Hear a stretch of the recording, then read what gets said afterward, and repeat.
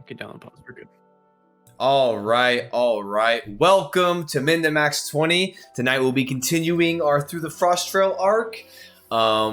Sadly, we have one of our party members. He's actually sick at the moment. It'll be Virden. As you can see on the stream, he has a sticky note placeholder, sadly, because he will not be joining us tonight. But he should be back next week, and we should be all good to go. But he is in our thoughts, considering he is battling the diseases. Morello's not very religious, but he might pray for Virden. Hey, I'm a medical man. I can fix his diseases without restoration. God helping me. We need lesser restoration for our good dude. All right, let me check the audio and everything. Lesser restoration. Do you think if clerics existed in the real world, that there'd be like a whole plan you need to get, or do you think there would just be like, yeah, man, I'll heal you up because I just got to go to sleep and I can do it again tomorrow?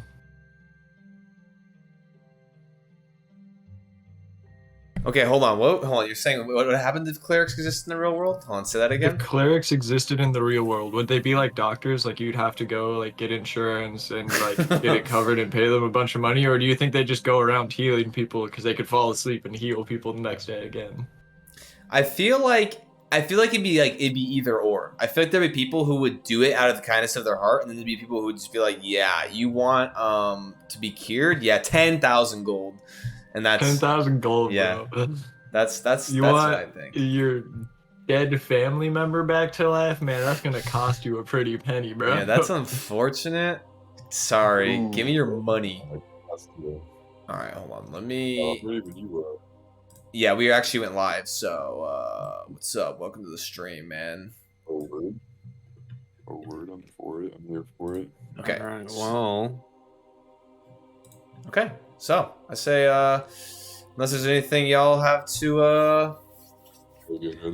Todd, I need you to. Oh, hold on, you're figuring it out still. All right, yeah, you're good. You're good. All right, guys, are we ready to do this motherfucking thing? Yes, sir. Let me go ahead and switch over the audio or the music real quick to a little bit of more fitting atmosphere. Looks like I'll be needing this. Some stellar vibes. I don't really like that. Music. Do I just go with the classic and listen to the Hollow Knight soundtrack again? Yeah, just get the vibe. All right. So to recap, this band of adventurers, this protection deal for Aksov Luchak. You guys have been making your way on the Frost Trail. The first day, navigating your way through, eventually finding the first area you'd be bedding down for the night.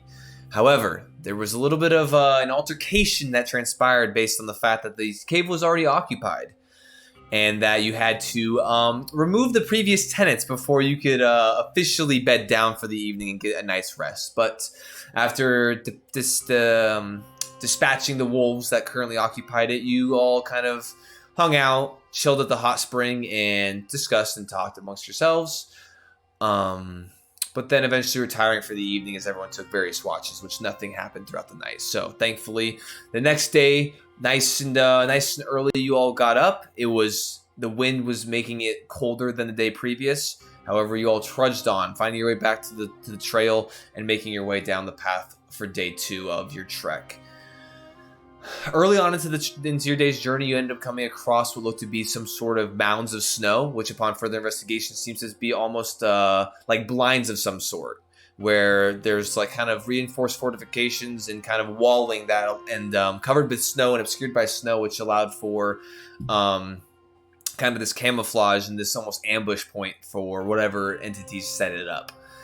As you all push through, you found that no creatures or anything lied in wait, thankfully, so you're able to kind of pass through that relatively uneventful. However, continuing on for the day, towards about the 2/3 portion of your traveling, you eventually Virden's through the eyes of his familiar as well as Zahir. You both kind of noticed that there was a creature in the trees of sorts, and upon further investigation and kind of talking to this individual, you found it to be a Goliath of the Grey Wolf Marauders clan. who had suffered injuries of sorts. As Morello, you speaking giant, kind of coaxed him out of the tree and then went off to the side to kind of discuss things privately, see if there's anything that you could do to assist him. Sadly, your magic being limited could not cure his petrification from the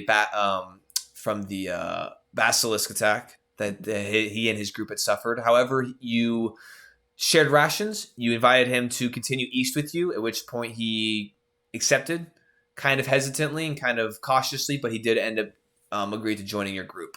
At which point you guys went the rest of the day bedding down for the evening and then establishing yourself kind of in this little nook of trees to ensure that security was on your side.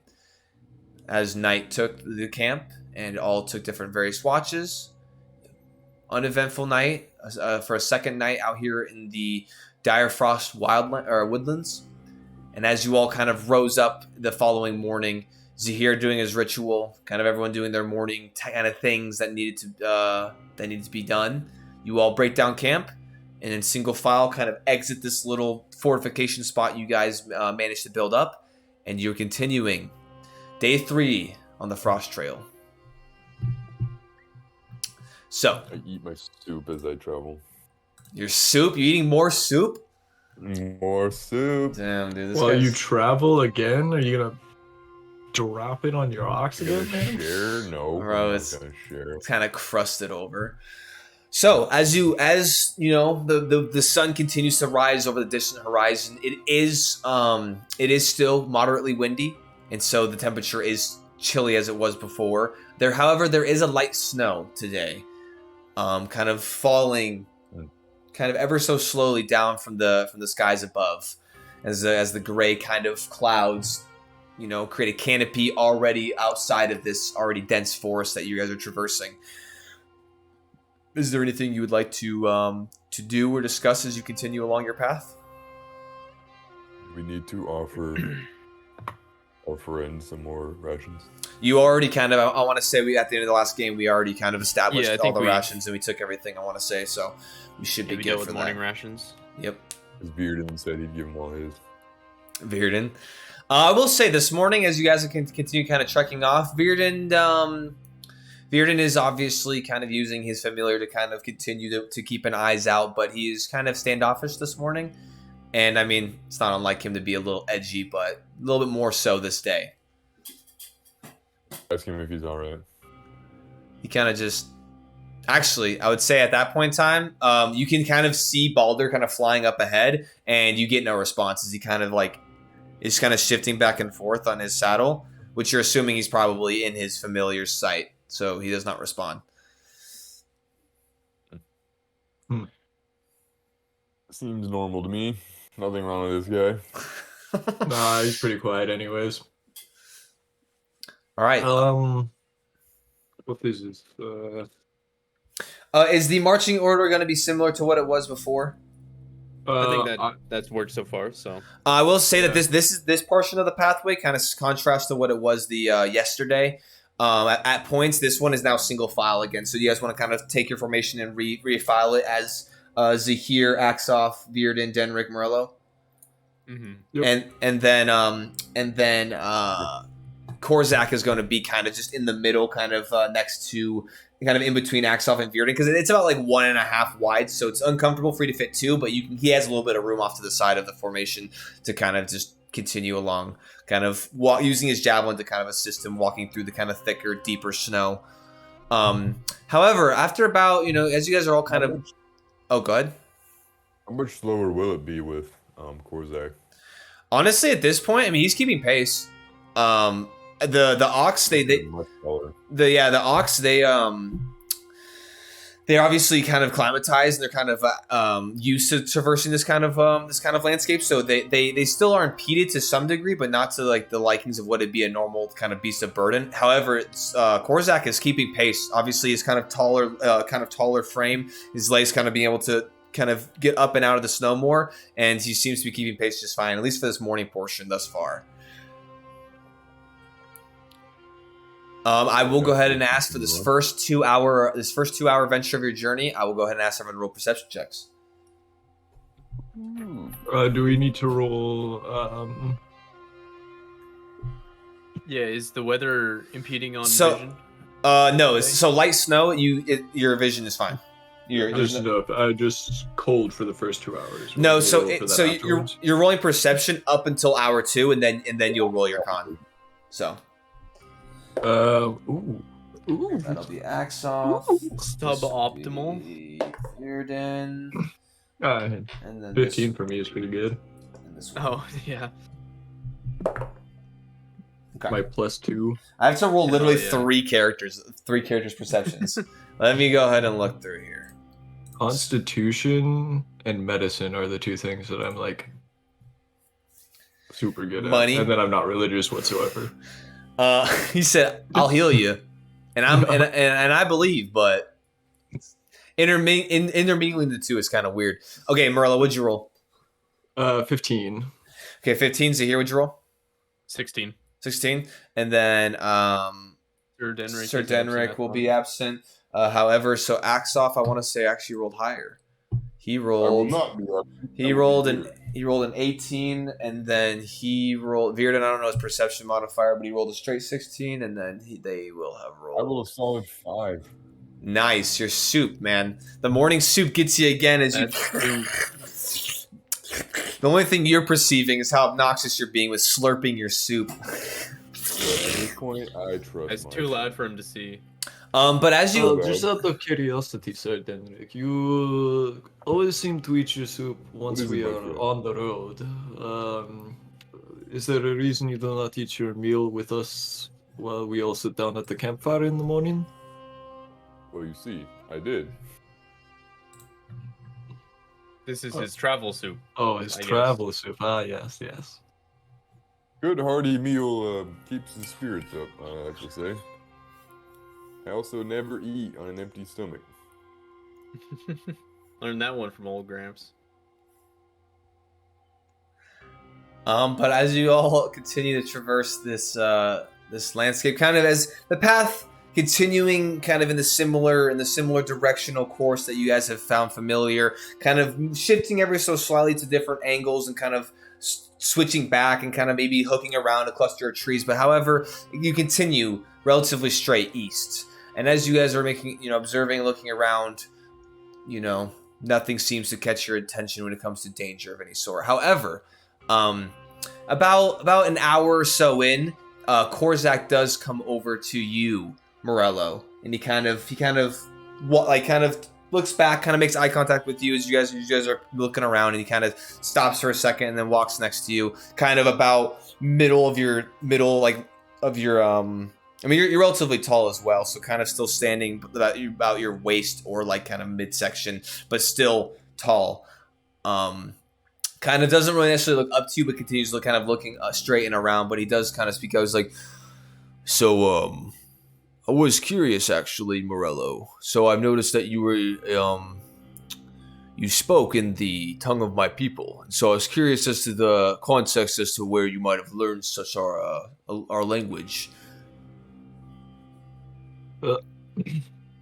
Well, when I was a bit of a younger dragonborn, I went out with a few of my compatriots from the town I lived in and went out exploring some ruins. We found some ancient writing on the wall and some very large books that I ended up kind of picking up and starting to learn how to read. We ended up going back to a couple of these ruins up on the mountain where I'm from. I don't know if you've ever heard of it, but it is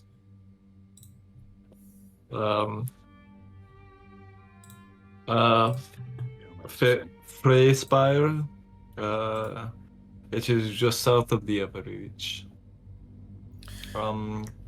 But I just picked up learning runes and the language from the people nearby that used to speak it still. Interesting. That is, I have not heard of the location that you mentioned. Also, by the way, your camera's a little blurry. I don't know if you can I know. fix. I'm trying to figure out why, because it was fine for so long. It just killed itself. But he does say, I've not heard of the location that you mentioned. However, that is interesting. So you say you found giant ruins of swords? Is that... Yes, I show him my shield, and on the outside of my shield is the giant rune of frost. He kind of like looks at it. Interesting. Well, we don't necessarily get our clan. We don't necessarily make way far outside of the dire frost woodlands.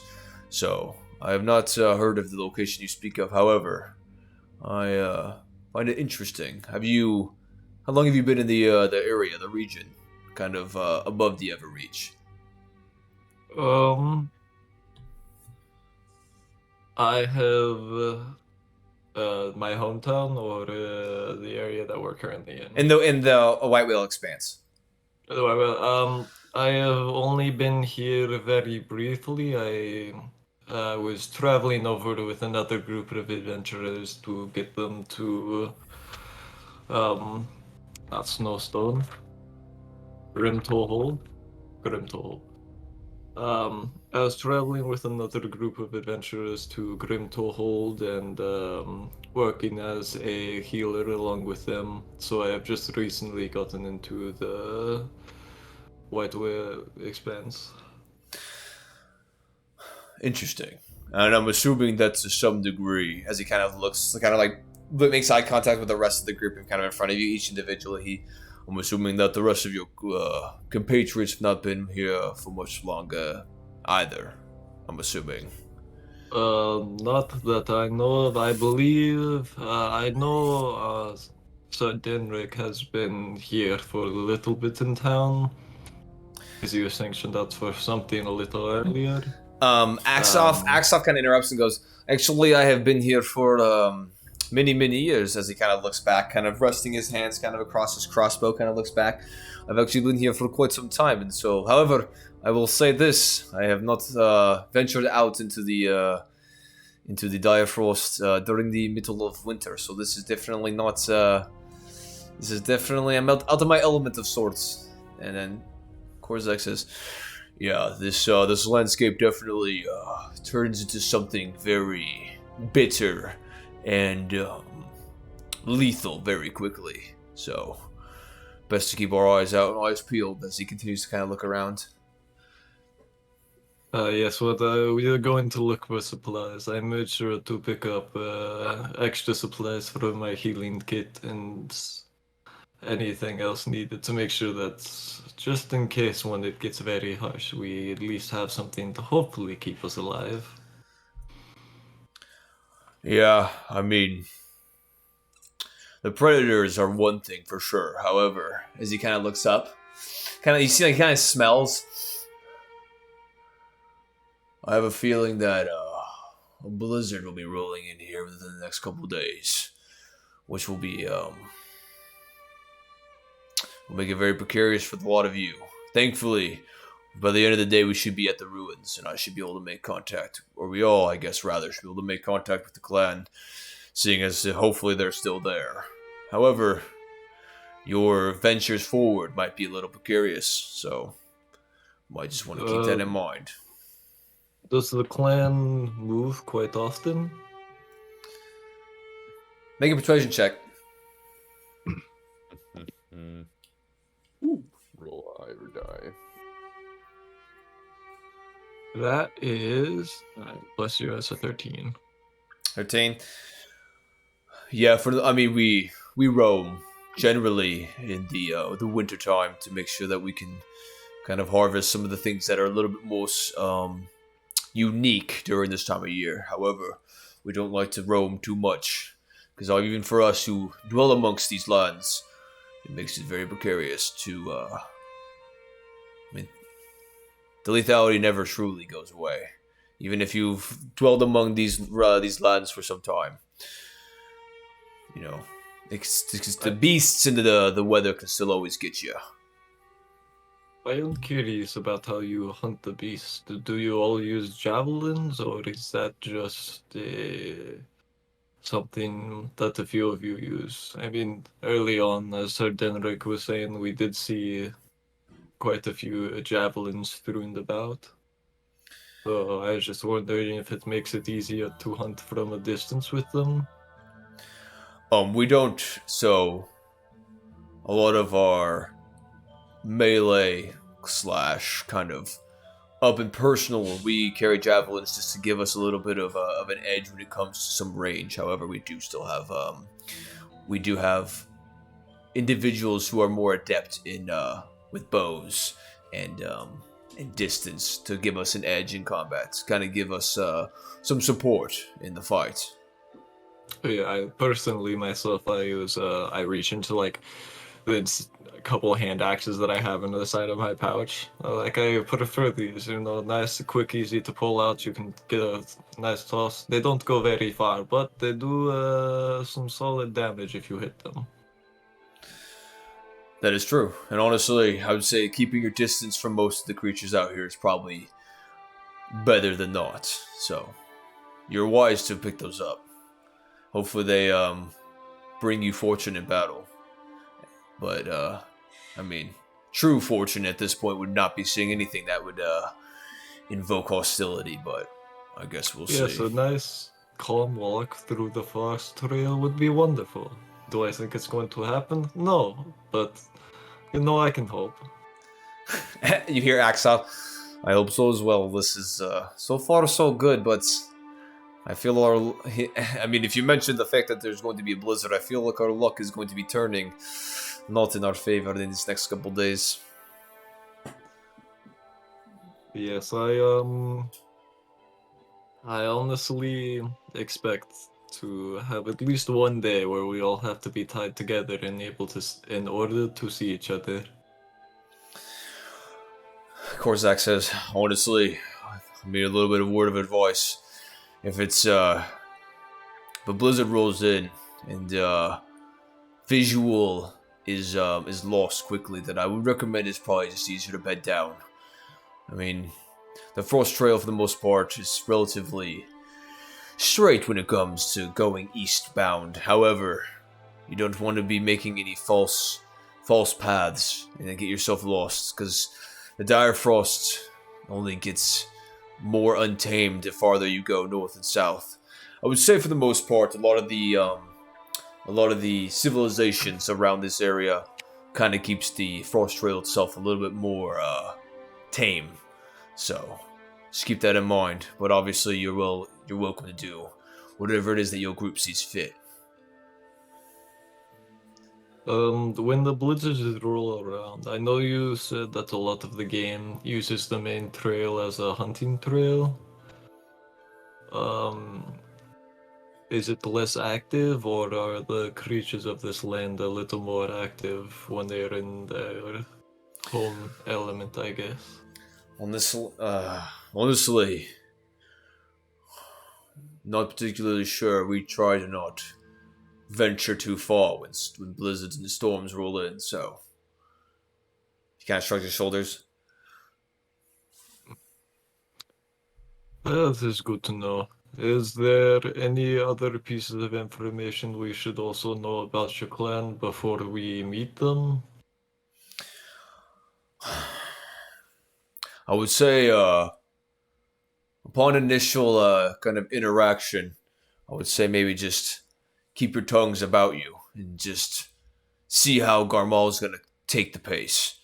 Because I think that saying less would do you wise, considering that it's up to him kind of how things will venture, forward in the exchange. So hopefully all will be easy, and hopefully with the fact that you are assisting one of his own, he takes pride in his clan, which is very beneficial. And so when it comes to dwelling among it, but that also can be very quite the contrary for individuals outside. So, but I'm hoping the fact that you have all been so gracious and allowing me security and kind of passage with your group, hopefully that will abide well with him.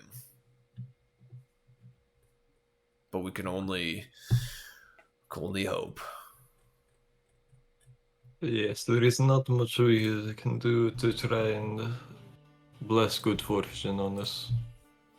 But I mean, he seems like a reasonable man from what I have heard, so I am more than eager to meet him. And I'll light up my pipe. Okay. He kind of, he doesn't really say anything. Kind of makes his way back towards the middle of the group as you kind of with your with your big lighter. Pull out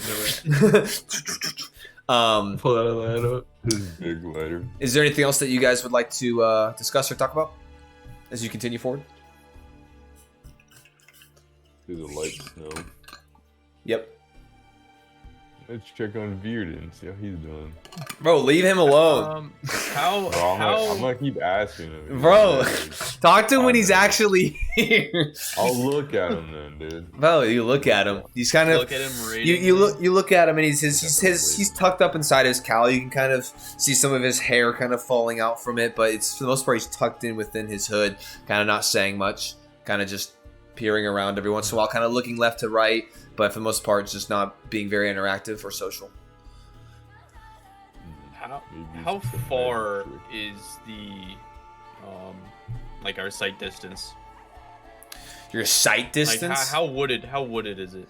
I would say an average kind of spacing of the trees is probably about 5-ish feet. 5 to 8 feet kind of spacing. Different portions are obviously thicker, different portions are obviously a little bit more dispersed. However, you can see pretty far ahead considering a lot of the portions of this path are relatively straight. Obviously there'll be like kind of portions that'll jet out and the path will kind of curve around it, or it'll kind of go up a slight hill and down, but for the most part your visual in front of you is fairly clear. It's obviously to your surroundings off to the path. It's thick snow, it's dense canopies, it's dense kind of trunks of trees, shrubbery. So Okay. all right, so at this point, as you guys continue to trek forth, the 2-hour mark will hit. I will need you all to make Constitution saving throws.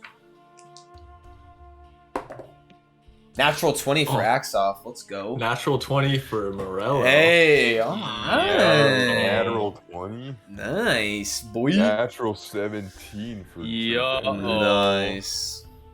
I think we got our first failure. Oh, what did he? You rolled advantage? Oh, advantage. Wait. Yeah, because you're close. Yeah, because I got the cloak and the. Okay. Oh, this is the. Wait. I rolled the same thing. Oh, Fuck. Alright, that's an 8. 8? Yes, I knew it. 8 with enough rolls, anything is possible. I know, and you were like, I might have to up this difficulty. I was like, no, it's just the other shoe's gonna drop at some point, man. You just gotta wait. Yeah. All right. So with that, I mean, for the majority of the group, is doing well. However, today with the snow kind of accumulating on your clothes and kind of your attire, and the wind kind of biting through, and just a little bit of probably uneasiness kind of with your mind kind of being off in a different kind of headspace after this morning. The cold just kind of sets in and kind of roots itself kind of deep within you a little bit, and so at this point you do suffer your first level of exhaustion from the cold. Yeah. As this first 2-hour portion kind of makes its way, and I would say honestly, it's less exhaustion as it is the kind of the cold kind of taking root and kind of like starting to freeze you up some. So you're not like tired or like fatigued. It's more like your like fingertips are getting numb. You're kind of like your face is getting kind of chilled. Yeah, it's getting to you. So it's making things a little bit more difficult to kind of traverse. And so, yeah, your first level of exhaustion. Are these at all different to regular? They are not different to They're not different to regular. However, if you do spend half an hour warming up, you can negate the effects. It's not like, and that's why I kind of differentiate between like exhausted more than it is like it's cold buildup. So if you take time to kind of warm up and relieve this buildup, then it resets. But as of right now. Yeah, I will not mention this to the group just yet. Okay.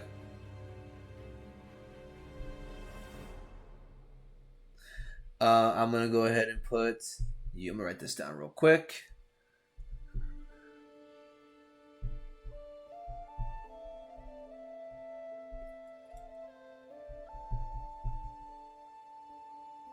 Yeah, so I mean, you kind of indistinctly kind of like feel yourself shivering more. You kind of like breathing in your hands and trying to warm up.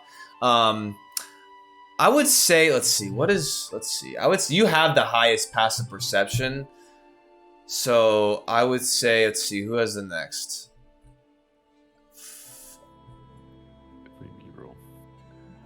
Yeah, I would say the rest of the group with just, yeah, I would say that it goes unnoticed. Yeah, if you don't mention anything, then no one seems to notice or take any consideration to it. Like, damn, it's cold. Yeah, like, it's pretty chilly today. All right, so as you all continue forward, it's go ahead and all make so 2 hours. So you guys were perception, 2 hours hit. This cold sets in for Zahir. Everyone else wards it off. Now, next 2 hours, we're going to make more perception checks for everybody.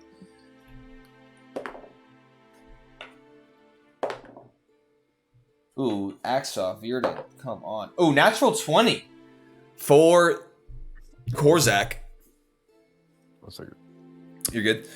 Morello, what's up? What'd you get? 10. 10, and then Zahir? 23. 23. I guess I should actually look and see what his total is actual. So natural 20 with a. What's his passive? Who? Korzak? Oh, never mind. I thought you were talking about Virden. Oh no! I guess I do have some stats too for him. Huh? Anyway, but he is. But as you guys are continuing, what did you get, Sir Denrick? Perception? Yeah.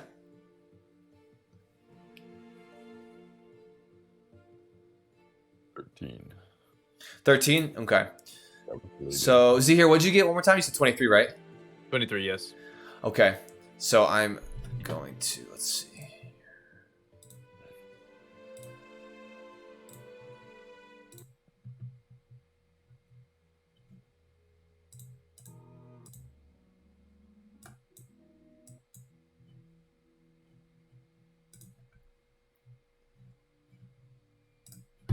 Okay, so as about the 3 hour mark hits of your day's travel, and Korzak kind of is like, hold on, as he kind of like postures up a little bit. Zahir, you hear this? Do you stop the group since you're in the front? What am I hearing? So you hear him say, "Hold on," and you're kind of like, okay, and you kind of tune in as well, and you can hear. I'll put a hand up and I'll slow down the ox. Okay, if it doesn't stop, then it's kind of just wandering. But I'll pull back on the reins. Okay, so as you kind of pull up, and you can hear, so he says this, and he kind of tunes you in, and you hear what seems to be like this kind of.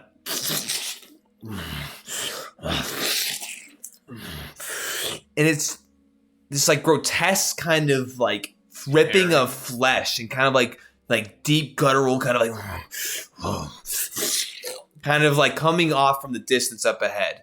And as you can look and you kind of are trying to see if you can discern what this is. But there's up ahead about, I'd say about 120-ish feet, the path kind of cuts and kind of transitions slightly to the right and has to like hook around this cluster of trees, and so you can't discern or see anything up ahead, but you can, and it was very quiet, and it's probably the fact that like the wind kind of stopped for a second and it got extremely quiet. You heard it, and then it kind of, the wind kind of continued again, and you're like, it's kind of hard to pick it up again. And Korzak's like, oh fuck. Did anyone else hear that? Yes. How loud there's does he say that? something. He's like whispering. He's like, did anyone else hear that? Yes, and I'll like mutter just that. Yeah, there's something out there. I'm starting to sing a jolly tune. Do you actually? Yeah, bet you would. I want to really bad. Axel's gonna be like, what exactly did you hear? As he kind of gets his crossbow, kind of raises it up and kind of starts looking around. There's Shield on something. my arm, holding my reins. There's something out somewhere, ripping at likely something else. Ready my crossbow. Firebolts. Incendiary rounds. Yeah, I'm gonna ready enchant or magic stone. Okay, so as you kind of can use the stones kind of in tandem Oh, start yeah, to light I'll up. reach into my little pouch. Yeah, I'll pull out one of my hand axes. Okay, just pull out a hand axe. Virden at this point can like kind of comes out of his like you can see him almost like kind of like shake briefly to kind of like coming out of his ward. He's I can't see anything. Can't really see anything up ahead. It's beyond my range of being able to see through my familiar. So must be at least 100 plus feet ahead. So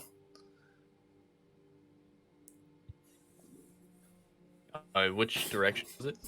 so it's coming from up ahead. It came from like straight ahead. It came from like up ahead, kind of off to the right a little bit, and with just a high perception, you can kind of hear. But it appears to be coming from with up ahead, beyond this kind of like bend around. I keep pointing up here, so like the camera's here, right here. It kind of so like about like 120ish, 130ish feet up. There's like a cluster of trees that jets out, and the frost trail path kind of cuts, and then like you can see it kind of double back around this kind of like protruding area of the path, and you can hear it's like beyond. It was briefly, and you can hear it beyond that. Is there any other signs of any like motion, commotion, this way on the path? As you're looking around with that Towards with that high perception check, there doesn't seem to be a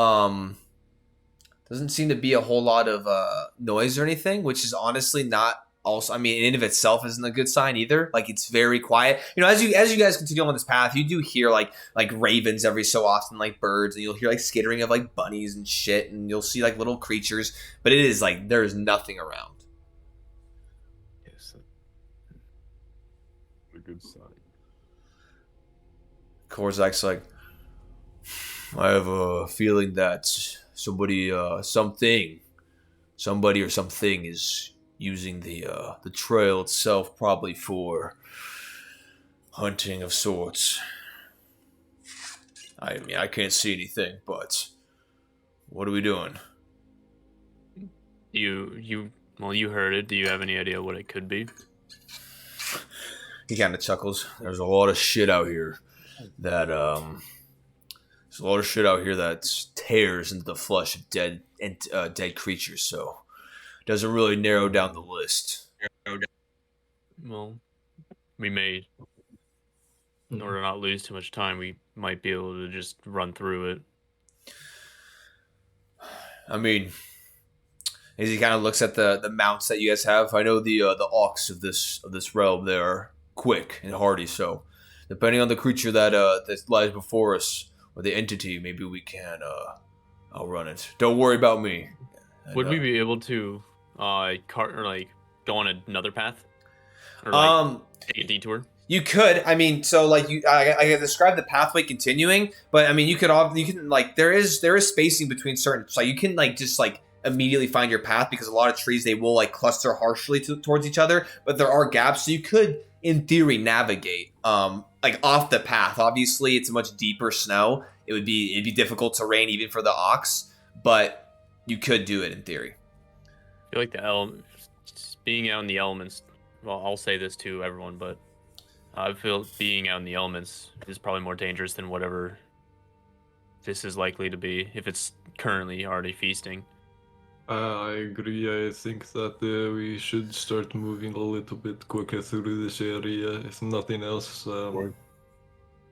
it might Yeah, you're good.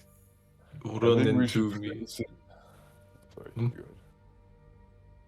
Well, if we move a little quicker, it might run into me first, and I can take at least a hit or two as we're going through.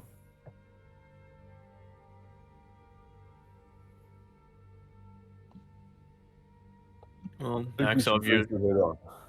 I don't think straying from the path is a good idea. I Do we know? second that thought. I agree. Do we know where it is? If it is some sort of hunter, then I don't think we'll get very far. It's likely just ahead on the trail or just off of it. Do you think Do you we- can sneak up to it, Korzak? I mean, I'm not the stealthiest individual. And as you say that, Yeah, you're Axoff kind of chimes in. He goes, "Well, as a matter of fact, it is one of my specialties to be to remain unseen and go about undetected. So I have no issue if you want to go ahead and send me up, I can go ahead and see if I can get a little bit of a read on this thing, considering it is still a ways beyond us." Yeah, would we like to? Do we fail the quest? You say, what'd you say? If Axel gets eaten, do we fail the quest? I mean, you tell me, man. He's the one contracting you for 15,000 gold or whatever. I think it was 15,000. 15,000. I will have to see what he's got in his pockets. So Wait a second. How are we going to get the 15,000 when we get the snowstone? he's got. Do you say that? Do you say, No, you're no. like, wait a minute. This is some bull. Yeah, wait. If you go up and you He's die, got it all in his pocket, then- bro. you will be safe, correct? Like, we do not have to worry about you dying on us. At this point, he kind of Yeah. he's already sliding off of his ox, and he's like, listen, I've done far more precarious and dangerous missions and taskings of that required more heavily stealth than just going up and getting eyes on whatever the fuck this creature is that lies ahead of us. So I think I'll be alright. So at this point, he just kind of, Hold on, hey, Axoff, come next to me and I'll make you unhindered. alright, as he kind of walks up to you, kind of standing next to your mount. I will cast freedom of movement and hand him 3 of the magic stones. Okay, sounds good. Here's if he's lucky rocks. How long does freedom of movement last? An hour, right? Yes. Okay, so I'll do.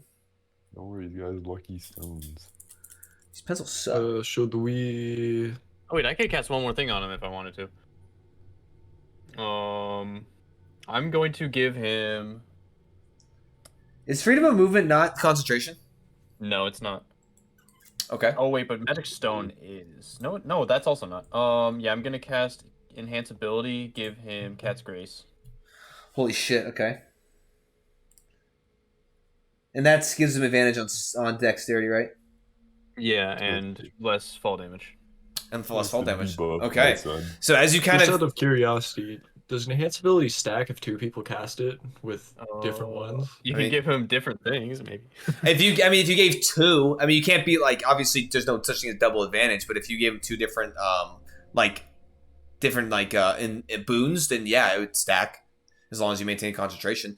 However, as you walk up to him and you cast the spell, you cast freedom of movement on him, and you can kind of see like you almost see like the caked on snow on his boots almost just like slides off, and you can see that like a lot of like the snow that's kind of like built up around his legs kind of just almost like dissipates off, and he's like looks down, he's like, oh, very nice, all right. And as he starts to walk away, you're like, hold on, and you kind of grab his shoulder and you cast Cat's Grace, which when he kind of like you see like the magic kind of imbue onto his body, and he kind of he kind of looks at you and kind of smirks. He's like, I have a feeling that this will be even less of a problem than it already was.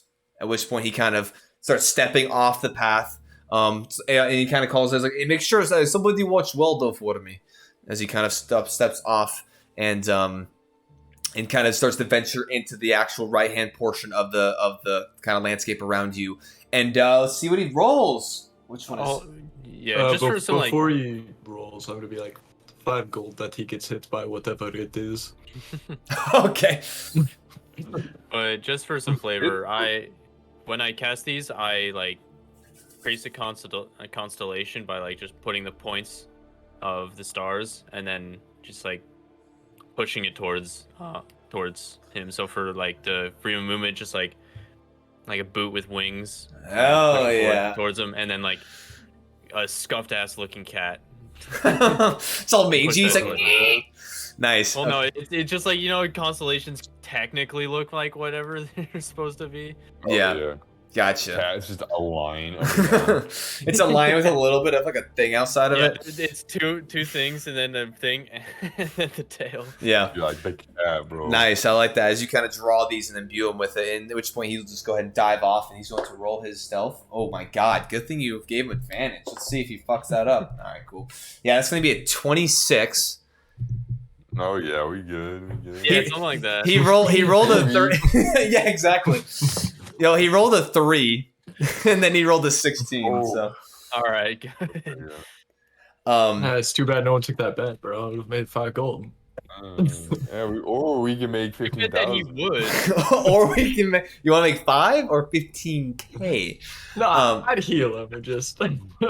You're like, no, I have to save this stone. I have to save this diamond for him. We need our payment. One of the 2 is for him, just at all times. They- Like, just by the way, if It's- I only have 1 left, I'm letting you die. It's wrapped in a bunch of It's layers. yeah, all it's safe called for it's Axe called off. life insurance. Yeah, used on axe off in dire emergency. But at very like he doesn't even go but like 15 feet off, and then he's just gone. You're like, okay, I'm watching him, and he's just kind of like dips low and just, and you're like, oh shit, this dude's like legit, and yeah, he just makes his way off. What would you guys like to With do? how with good this? he is about sneaking around, and, I do still have to question a little bit of the moral ambiguity. Ambiguity. Ambiguity. I saw it. I like how you like. I saw the like. Should I just try again or nah? It's just like it is hard. Sometimes when I'm doing this accent, because my tongue has to touch the top of my mouth the entire time, it makes a little bit of words difficult to speak. Makes sense. But I wonder why he got so good at this, and again, fully why we are helping, or why he needs us. Obviously, the frost trail is deadly, but Well, if you were stealthy, your ox isn't. So it's not That like is he's very not fair. going to get noticed. I'm just curious as to what he's going to do when he gets the snowstone. That is probably not our business, but I'm curious nonetheless. It is an interesting question, but I have much bigger things to attend to. I'm just kind of watching where he went. Speaking of which, how far away is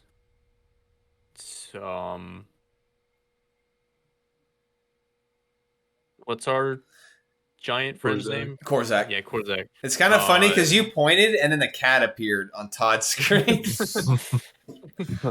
But how is he like? He's with all of us. He's within earshot, of course, right? he's in the middle of the group. Like he's like standing kind of like a little bit. He's kind of standing. Actually, I would say he's holding the reins of Weldo. Oh, he kinda- okay. he Yeah, kinda- I will hold my tongue. Waldo? He said, "Yo, I fucking hate giants.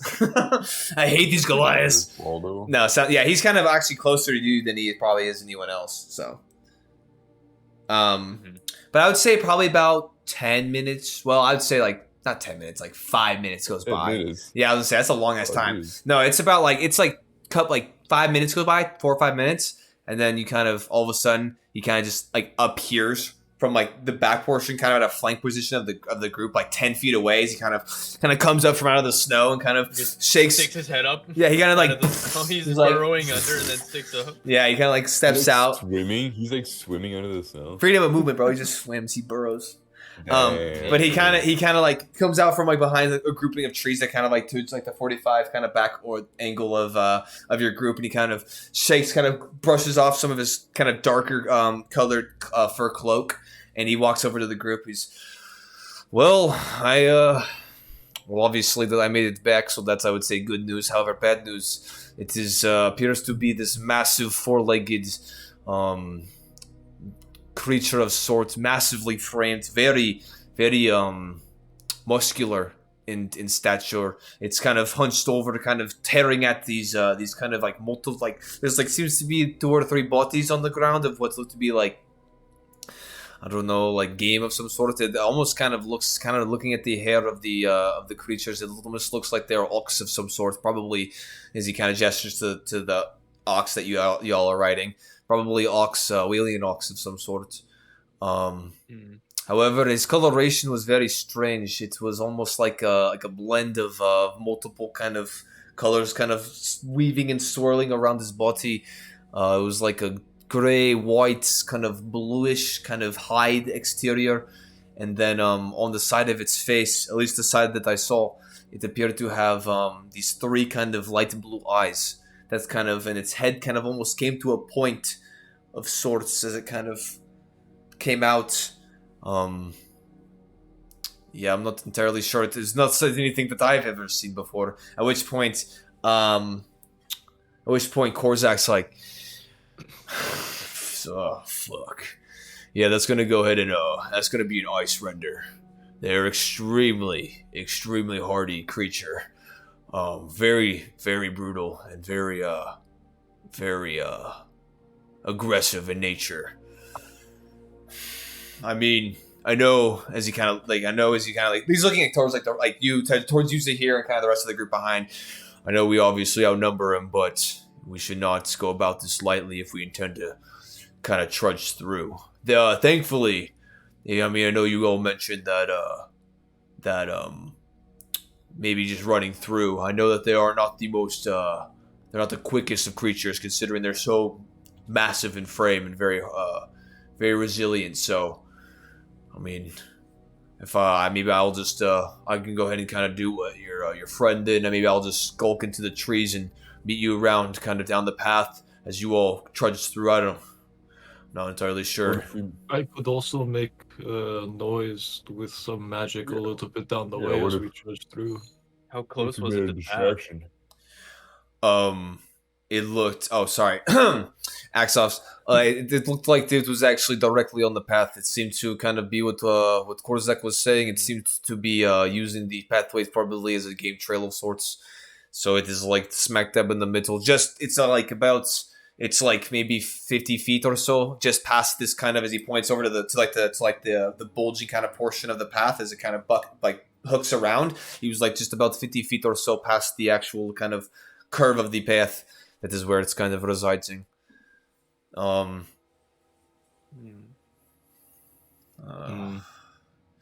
I'm down for anything. I'm down to honestly. I mean, considering that this seems like a very difficult creature to take down. I mean, I saw it firsthand. It did not seem like a very pleasant interaction if we were to get in qualms with it. So maybe stealth of sorts would be best. Are they prized hunting at all? What do you mean? Are they prized for anything for hunting? Who are you saying this to? Well, the person probably Korzak, because he knows what it is. Actually, not actually. Hold on, that's Axoff. Hold on. Korzak, honestly, it seems that, I want to say that, Garmal, he's actually, the armor that he wields is from the hide of one of these renders. It is very hardy, it's very, very thick, and it makes for a pretty solid, set of, hide armor, for sure. And obviously, meat. Never gonna have too much meat. So, food. Where do you guys get your javelins? You don't have to answer if that's like something that you don't want to talk about, but there doesn't seem to be much material other than natural, like, creatures nearby. We have our means. Fair enough. So would we? I think What are we should thinking? do. I think we're capable with it enough. With it being smack in the middle of the path, I don't think we have much other choice. But we could always try a distraction.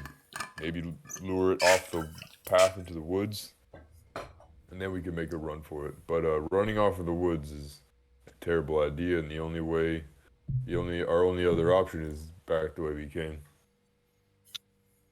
Axon's like, we're not going back the way we came. That is not that is not an option at this point. Then to say we try a distraction, I think our party seems to be well adept in all sorts of magics and what do you? Can you guys distract it with something? What about that bag of animals you have? Is it here? I'm not sure those things will be able to move too well, but I can certainly try. I would have to get close enough.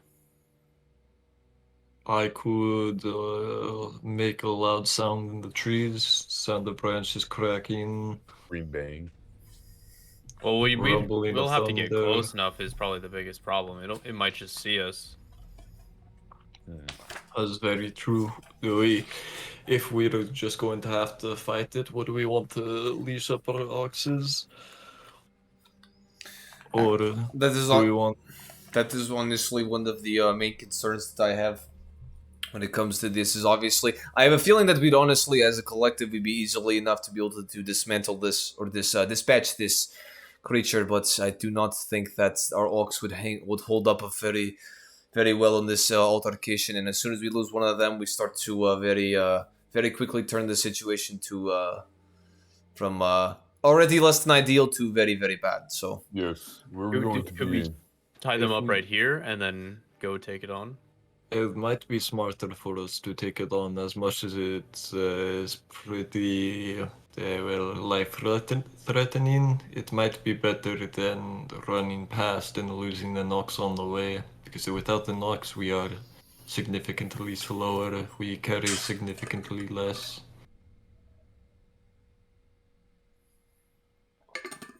So Yeah, this is- what is the Very game well. plan, my friends? Sir Denrick will could we- dismount. Could we tie them up to trees just around this location? Korzak will kind of breathes deeply to yeah, himself. He Is says, he fit to fight?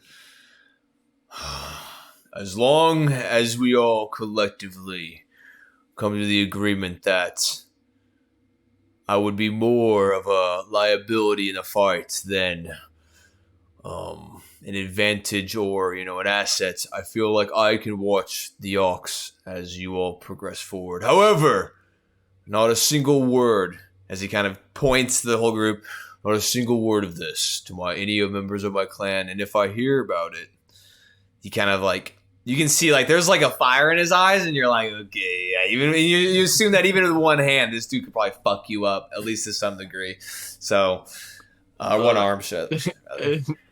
and Giant, it is very nice for you to offer us a hand. I just kind What of... if What if you were What? Hold on. within? Hey, roll for initiative, Logan. Damn. I'm assuming.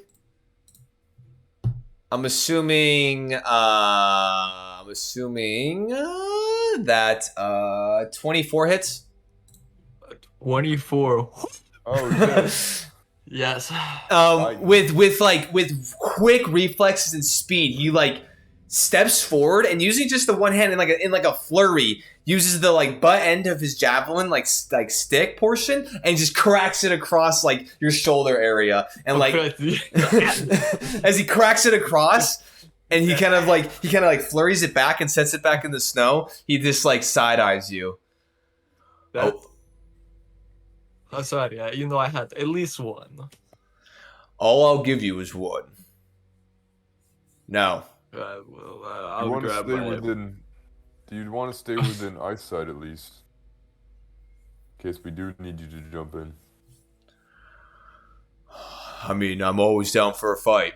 So, I mean, to some degree, I think that maybe having the Ox farther back would probably be more beneficial because though these creatures are not inherently very quick, they are still agile and can, obviously short bursts of speed get where they need to go. So, that is up to you. I will monitor them as needs be. Does the repeating crossbow need two hands to reload? I would say with the dexterity check, no, because you can hit the button in theory. I would know because you would need to because you hit the button and it reloads, but you'd still have to put a crossbow bolt on it. Because it shifts back, but then you still have to slap a bolt.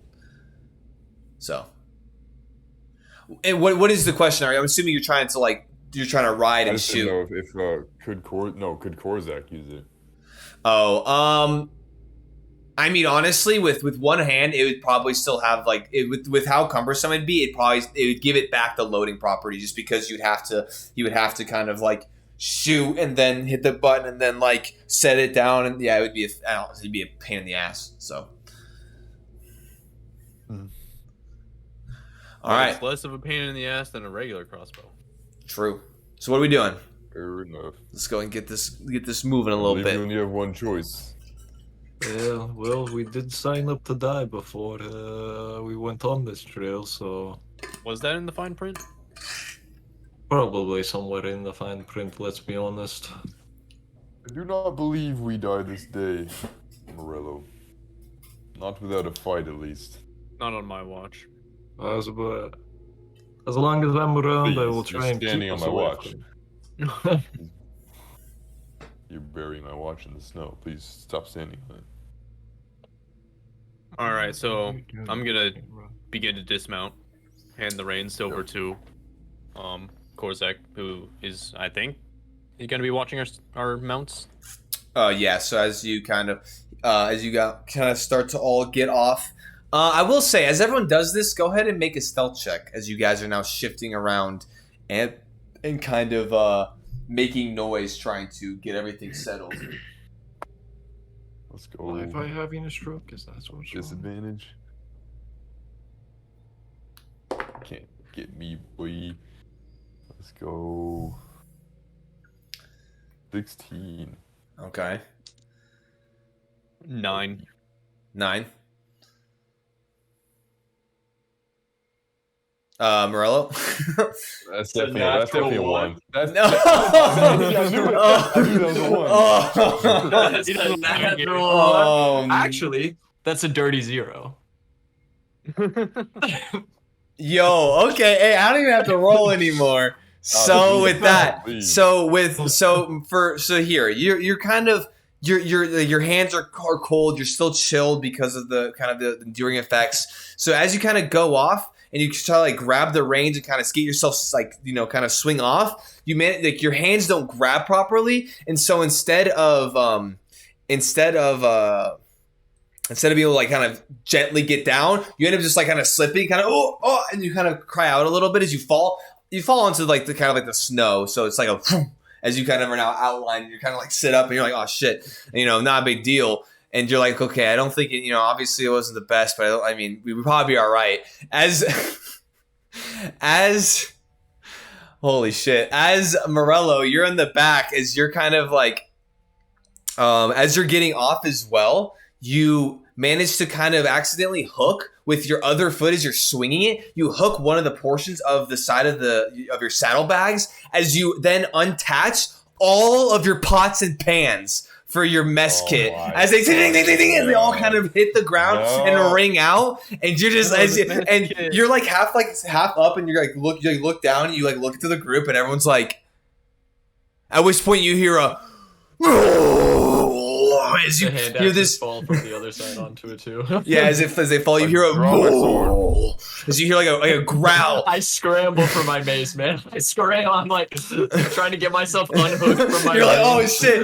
And Korzak's like, well, it doesn't seem like this is gonna fucking matter. As he kind of like hoists his javelin up and kind of like points it, kind of has this like kind of like his good side kind of postured out. Axel's like, son of a fuck. As at this point you hear the roar. And like the wind kind of whipping, and it's like the roar, and everyone kind of like everyone postures and gets ready. As it kind of as it like a silence breaks as the wind kind of, as all of a sudden you hear a, and while he's running up, as hold on, let me describe this. As you hear, and as around this cluster of trees, as it's running quickly, as it it peers around this cluster and comes into visual range. It's like skidding, like it's like sliding. You can see its claws like digging into the ground as it's like, and this massive form. It stands like it stands about like 10, 11 feet off the ground. And you can see from this, it's about 12 to 15 foot long, as in all fours haunched over it, boom, boom, boom, rushing towards you as it kind of breaks around, and it's now kind of like in line with where this kind of cluster jets out, and the kind of like at the farthest point of where this hook curved around is, as it kind of skids around and starts to now make its way towards you. I will go ahead and send a photo of what this looks like into the chat. Its legs stand 12 feet off the ground? So on all fours, it's 12 feet yeah, off the on all fours, it's like 10 feet off the ground as it's haunched over. Oh, I thought you meant like 12 feet off the ground to its ass. I was like, No. Hold on. Let me go ahead and send a photo, and I will tell you kind of what's adjusted, because it is there's a little bit of slight differences, but I will send it. We need a load up tail? Yeah. Am I able to? Actually, we will not be loading up Tailspire. We will be doing Theater of the Mind. And it's kind of, it's unfortunate because I did this for Connor, because Connor says like he likes to do Theater of the Mind sometimes for combat. And I was like, oh, yeah, Connor, I'll do it for him and it'll be fun and he'll enjoy it. And he's not even fucking here. So if you're watching this, Connor, if you're watching this. Bro, if he's not even tuned into the stream while sick, that would be Alright, disrespectful. Bust out MS Paint.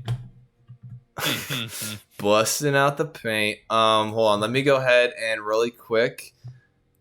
that fucking thing? You got jokes, but I'm gonna bust out MS Paint, bro. I'm gonna start my own dog. Tailspire thing and start creating the map. Yeah, that thing. This lumbering, hulking, muscular form. However, kind of similar to what Axoff described, instead of it being completely gray like that, you can see the coloration of its hide is of this kind of gray, blue, white mixture as it kind of swirls and creates these weird, kind of like not like zebra patterns necessarily, but like these stripes and these different kind of portions of it. And then one thing Axoff did forget to mention is that along its back, kind of starting at the base of its neck, you can see these large spines that jet up from its back and curl towards where its kind of rear end, kind of like hindquarters are.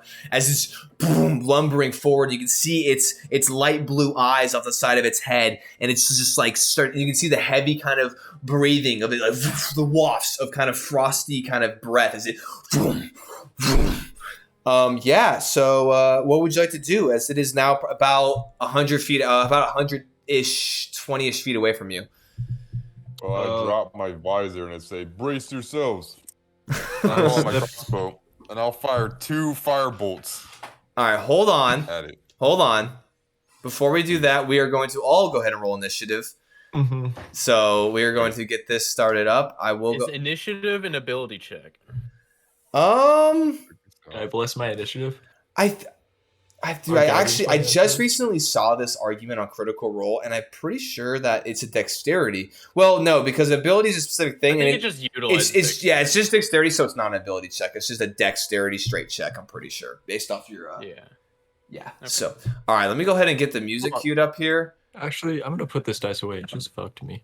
I like how you guys were so attentive, like, okay, yeah, we're gonna do good. We're gonna resource manage. We're not gonna get our ox killed, and then we're all set holding my fucking beer, bro. Hold my entire mess kit, all of the excess weapons I have in my bag.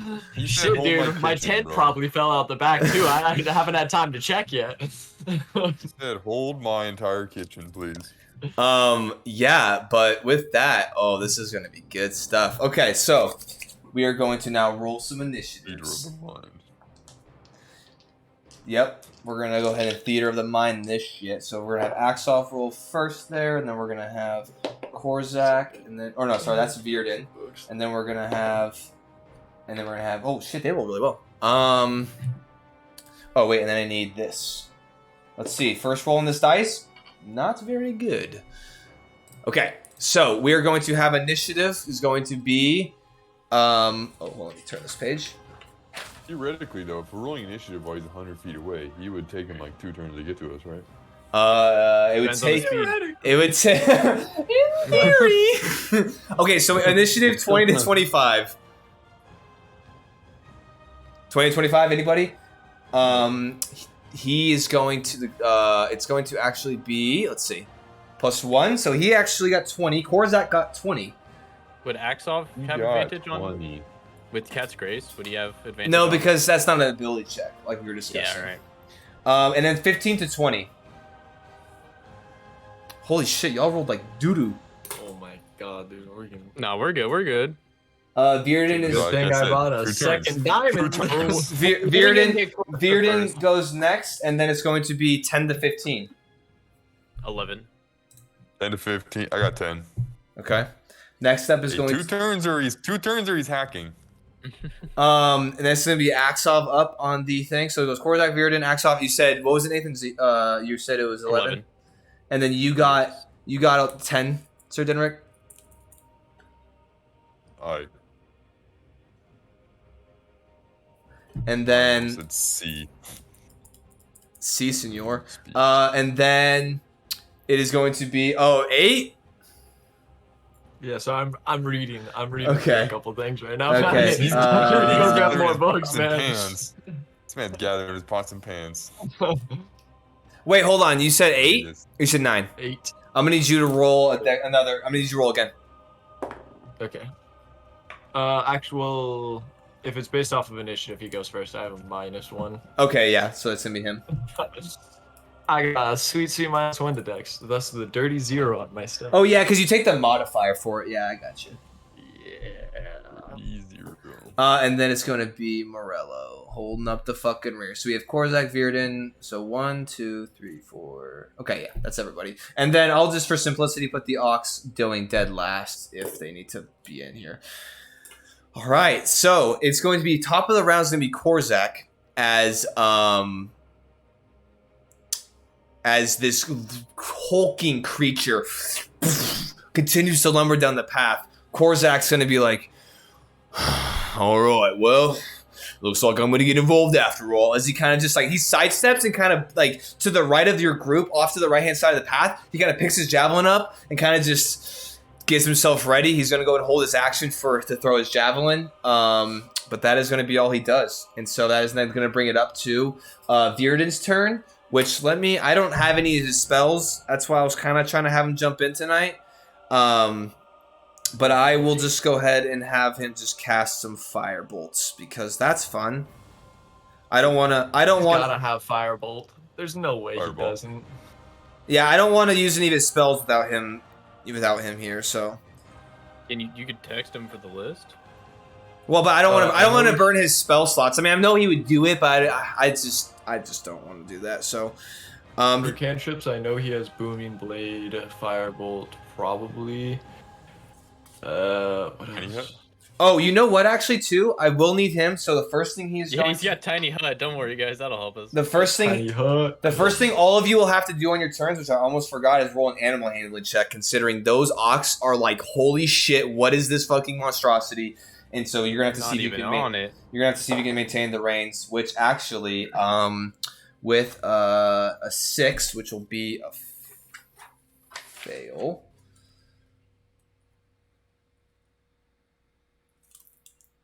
I don't even think with his modifier, I don't think it would help at all either. So as he you see him like you see his hand kind of light up with a firebolt as he kind of gets like ready and like gets prepared. All of a sudden, Cap can just like and just starts like bucking, and it starts to like bolt off to the left hand side of the path and starts to try to like turn around, and it kind of like knocks into. Let's see, what order is he in? He is going to be in the middle, and so he actually bumps into Axov and Weldo as it then kind of starts to buck and go to the left and kind of push off and move. So he will be making his attack with disadvantage. But let's see, 13, 11, 13. I'm assuming he's at least a +6. So I will say that does go ahead and hit. It's going to be 2d10 fire damage.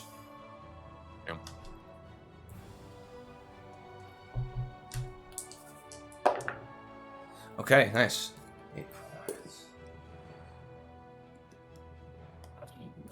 All right, so with that, So even amidst this like this distraught creature as it's kind of shifting and moving, kind of trying to like break out of this kind of column that you guys have created, he does manage to like sidearm sling a firebolt down the path, just right within range as it kind of strikes across the front of this creature. As it kind of, you can hear it kind of as it hits. As it hits, the flames just dissipate, and you can see a charred mark, but the creature itself looks unfazed as it continues to kind of plunge forward.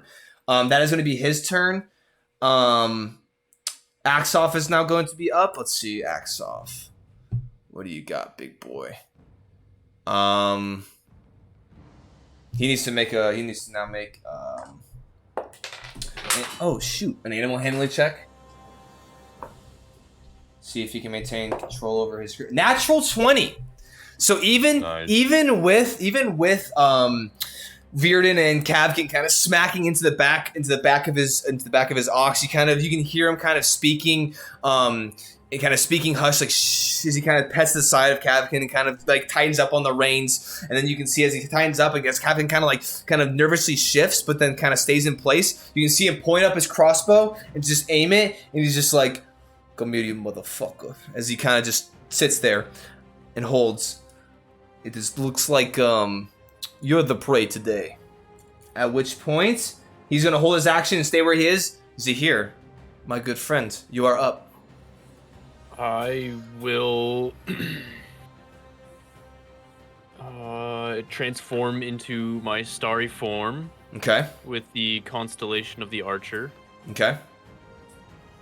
So I kind of, in a flash, my body becomes like slightly translucent with, like, looks like the night sky with stars scattered throughout, and what looks like a constellation of a bow on my chest. And I will use my, what the fuck is the thing? My Radiant Soul to sprout some starry wings out of my back and fly, let's say 20 feet up. Are you going to just leave your ox? I would say at this point, how long is it starts. Is there any sort of rope? Say again. Well, I got a 16 for my animal handling. You rolled. Easy chill. Oh, you rolled a 16. Okay, I would say. Well, I'll keep an eye on him. Yeah. Okay. So yeah. So yeah, I will effectively just kind of abandon you being in the front. It's like it starts to backpedal and it starts to like breathe out. You can see that like it's like a lot of kind of breath kind of just like being dispersed from his mouth. You kind of calm it down, and for the most part, he seems in control as you take a second. But then you just like in a flurry, kind of use your wings and shoot up off the saddle as the star constellation like generates, the kind of the points start to highlight across your chest as you then are in the air 20 feet as you have your staff out. And it's still 120 feet away? It is just 120 feet. Yes. Yeah. All right. So that is all I will do on my turn. I'll like fly a little bit backwards. So I'll use like the last 10 feet of my movement to fly slightly more centered over the group. Okay, so you're kind of hovering over Virden. Virden's like off to the left hand side a little bit, kind of starting to brush into that like deeper snow, but still kind of central as you kind of flurry back, ready to go. All right, so it's coming straight down the path, right? It's coming down the path, not from the woods. So it's like, kind of remember how I was telling how those like that jetted out portion. It's like right at that like turning point of where the path cuts back and then goes straight towards you. It's at that turning point. Yeah, rushing straight in. Yeah, it's along the path itself. Next up is going to be Sir Denrick. Hey, if you don't cav charge this as a cavalier, bro, are you? If I don't, bro, you say no ball. You say no balls, I will. I'll do it right now. Hey, bro, you got to do what you got to do, man, to live. So, do your thing. To be fair, it is 120 feet out still, so it realistically wouldn't make any sense for you to just fucking do it. I'll fire 2 crossbow bolts. Hey, just so you know, I do have my lance. Thought I told you that. I thought you left your lance. No, I brought it. Okay, cool. Sounds good. Also, you have a heavy crossbow, right? I got to do it. The repeating one. What was the range on that? Did I tell you? It should have been just a normal crossbow, or is it? I think there's only light and heavy, right? So it should be a heavy. No, hold on. Oh, there's like a middle ground. Medium. Let's see. I guess 80, 320. Was it a crossbow light? I think it was. Yeah, right. Yeah, so you will be firing both these shots with disadvantage because it is beyond your effective range. But go ahead and with your repeating crossbow, you raise it up and go ahead and make your. Actually, pause. Make your animal handling check, please. Nathan, you said you passed, right? I said I'd got a 16. Yeah, you're good. Yeah. Animal handling. 21. Oh shit, yeah. You definitely maintain control of Hero. And you know what? Kind of keeping a tandem with his name, you kind of are like easy Hero. And honestly, Hero, kind of where he is in the marching order, which is kind of towards the back a little bit, right in front of Morello, you're like he like shifts a little bit, but is relatively unfazed, which you're like, damn, brave. Says these other guys will die before me. All right. So I will fire 2. I guess because I'm watching, I could see that his firebolt didn't seem to do a lot. I'm gonna fire 2 regular crossbow bolts. Okay, sounds good. Go ahead and both of those with disadvantage. Yep. 11. That was a 19, you cheeky monkey. Cheeky monger. Alright, that was a 11 and a 3. It was a 19 and a 16, then an 11 and a 3. 11 with all your mods and everything? I have no dexterity modification. You still have your to hit though. Oh, I guess no, you wouldn't. And you proficiency though? Oh yeah, I guess it would be a 14 and a 6. Yeah, if you're proficient with the weapon, you can still have proficiency even if you have no dex. Okay. But yeah, with both. That being said, you still miss. Yeah, well, being that said, you shoot the first one, it kind of goes wide and kind of like just goes deeper into the woods. As you kind of quickly, you push the button and you hear as it clicks back, you slam on another bolt, shoot another bolt forward. As it seems to impact into his like kind of front leg, but then with the continuation of his body, it just like falls out and kind of you see it kind of snap and fall off of his hide, which is kind of daunting considering the fact that you hit it, but it didn't seem to stick, which just goes to show how thick this creature's exterior skin is. Oh, what else? You still have movement. What else? Was there? Damn this thing, and I'll kind of hit it a little bit, and I'm gonna kind of stow it. Okay. How far is it now? It has not moved. It's still at 120 feet. This is all happening simultaneously, so it's charging, but its turn is actually it's at 120 as you're shooting it and it's making its way towards. I guess then no. I guess I won't stow it. I'll just say, damn this thing. Okay. Next up is going to be the Ice Render's turn as it scurries around the side as this firebolt hits off of it. These crossbow bolts kind of shoot out to the side as it kind of continues, and it taking its action, it's going to go ahead and dash, and it's going to go ahead and move its full amount of feet, 60, bridging the gap half. So now it is 60 feet from it is 60 feet from the front ox, which is going to be Stewart, I want to say. Yeah. So it is now 60 feet. You did say he was backing up, but he's still in the front. Like he shifted a little bit, but like in his space he did, and it's kind of like there's a little bit of a traffic jam here, so there's not a lot of freedom of movement necessarily. So yeah, he is now 60 feet down the path. Now coming up to Morello. Go ahead and make your animal handling check. I do that with advantage because my rune is a thing. Okay. He's the best. Oh, God. I rolled a natural 1 and a 4. Damn. Eesh. So a 6. Yikes. Big Oof. yikes. All my pots and pans fell off right next to him, man. I don't know. Yeah, so as it kind of shifts and it kind of steps on them, it starts to get like kind of freaked out. I would say with how low you rolled, go ahead and make a dexterity saving throw for me. Oh wait, no, you're already off of it. That's the whole thing. I'm already off. I would say with that, as you're like, oh, and with your low initiative too, you're like trying to get your foot out of the unhooked out of the saddle set, like the saddle portion, and it's like shifting and moving and pulling you. You're like one leg hopping, you're like shit, fuck. And then I will say because of that low roll, you have to use your bonus action to remove your leg out of the stirrup. Yeah, I'll bonus action the leg out of the stirrup. And then as soon as I get on the ground, I will use my action to increase my size to large and do multiple other benefits to me as I activate my Giant's Rune. Okay, And I will step out in front so that when it inevitably runs into us, it runs into me. Okay.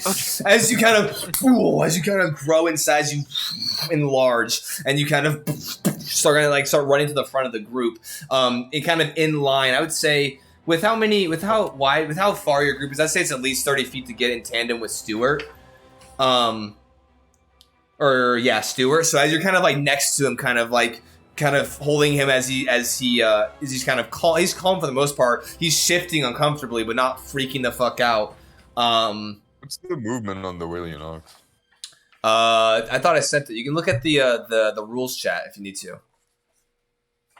It should be in the rules. If it's not, let me know. I can. I got it. It is. It should be 60 though. I want to say. Speed 50. 50. Okay. So you could. Okay.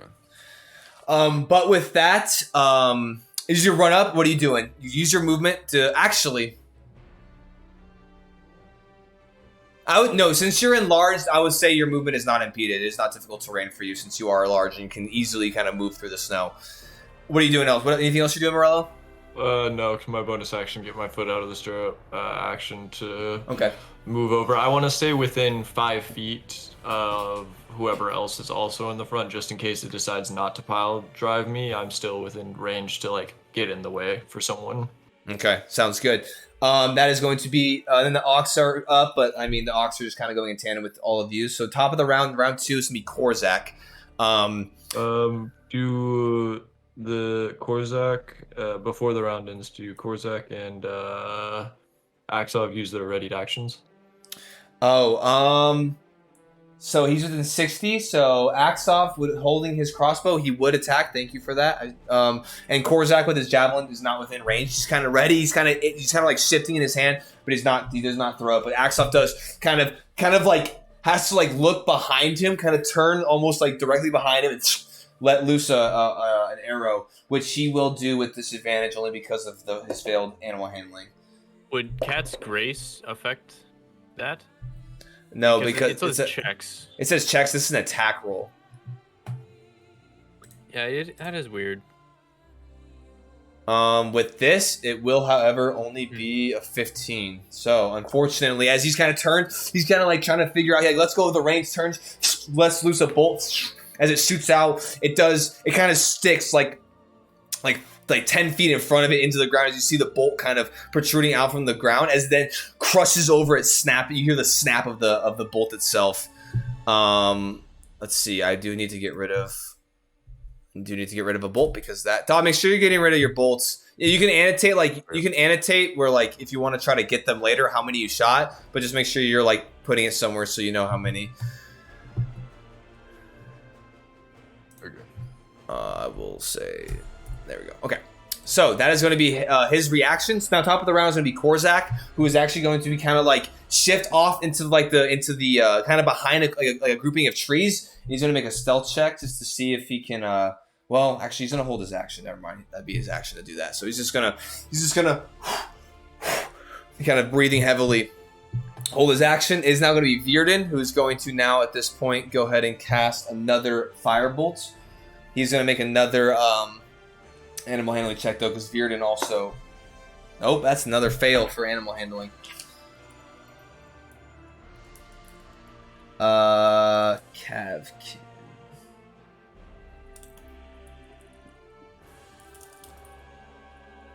He and his ox have a very love-hate relationship.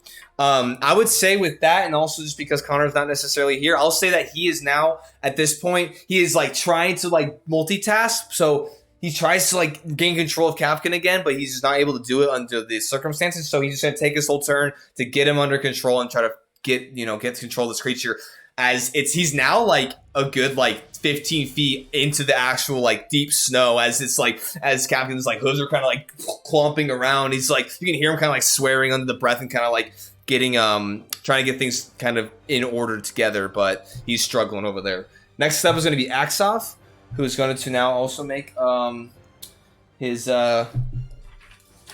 animal handling check.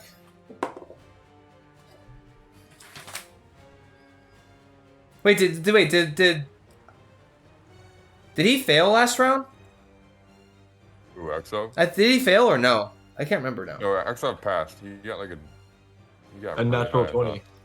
Oh, he Yeah, did. Yeah, he got I think natural yeah, 20. he passed. He passed really high. Okay. Fails with a natural 20. Everyone immediately starts panicking. Everyone dies. Okay, so I guess his attack would have been normal, but I mean, his first roll wasn't any better, so it's all good. But with that, he is going to is now within 60 feet. He's actually going to use his movement to kind of back up out of the formation, kind of moving Weldo,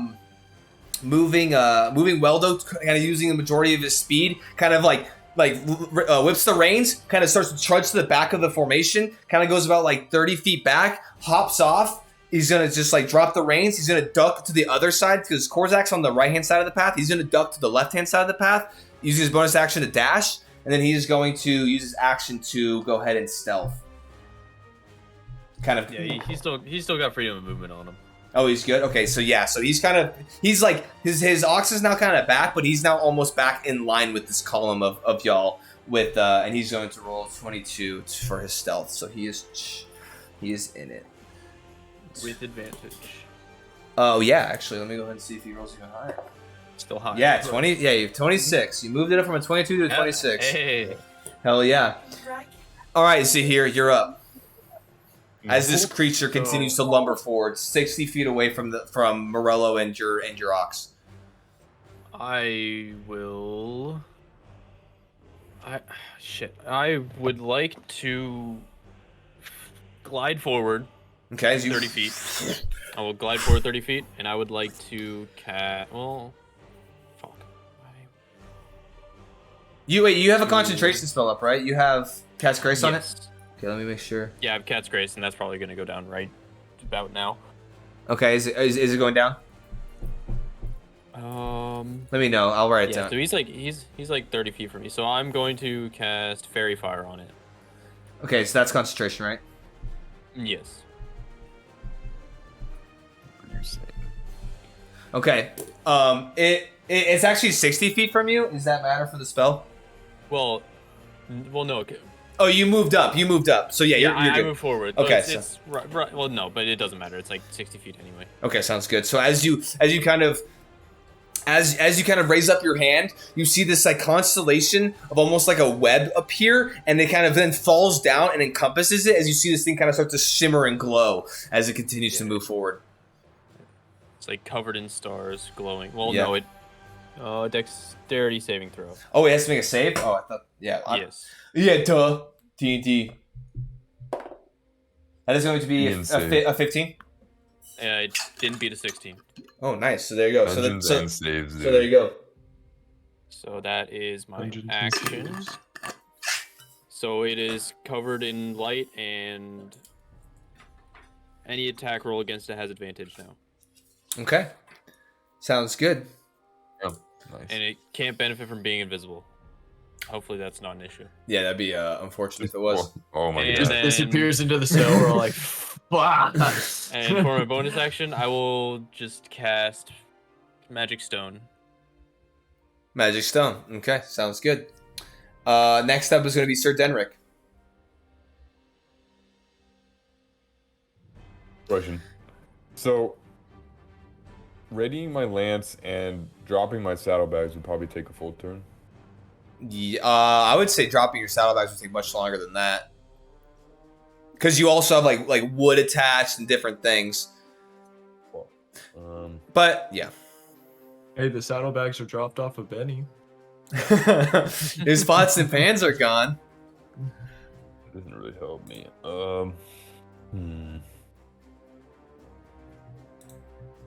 If I cut them. You what? What if I cut them? Then you would have saddlebags that are no longer on your mount. So how From how where? effective can the Go ahead. so basically how effective can the ox run with all this like wood and stuff? Are they still able to, or is that even gonna? I would say it couldn't dash, but it could run its normal movement speed. Like it would stop it from being able to like sprint, but it could still like gallop at it at 60 feet a turn. Because they're strong, or 50, yeah. They're strong creatures. They could, in theory, to be all right.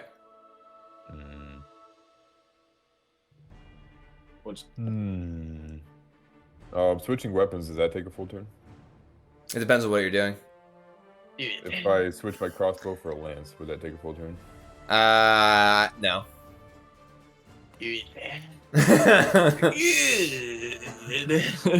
This man's about to go full cav, bro. This is your time. This is your moment. The problem is like it weighs too much. I'm too far away.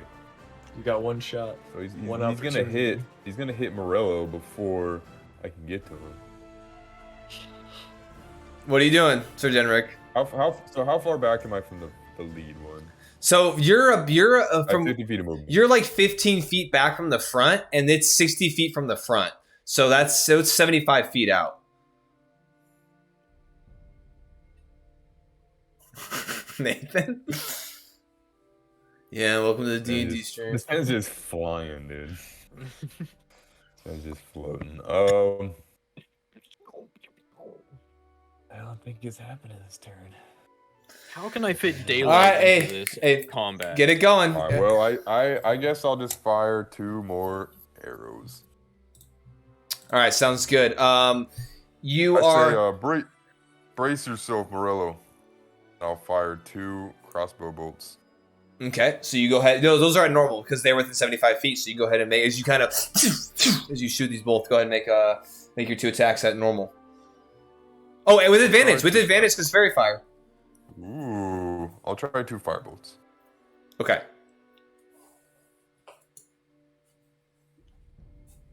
Maybe I should have put. Never mind. 14 and 16. Both sadly miss. Oh fuck. As you load them up, as you light them quickly, as you put it on, as the fire you can see kind of streaking across kind of this lit up bolt as it goes, and it kind of glances off the kind of haunched portion of its back as you as you switch back, you hit the bolt as it sinks back, or the button as it resets. You slap another one, light it up, shoot it as it goes wide, and you're just like, motherfucker. How many of those bolts did you buy? 60.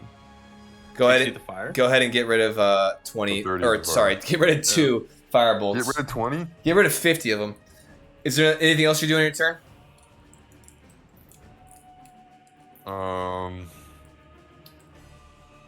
I guess I will move.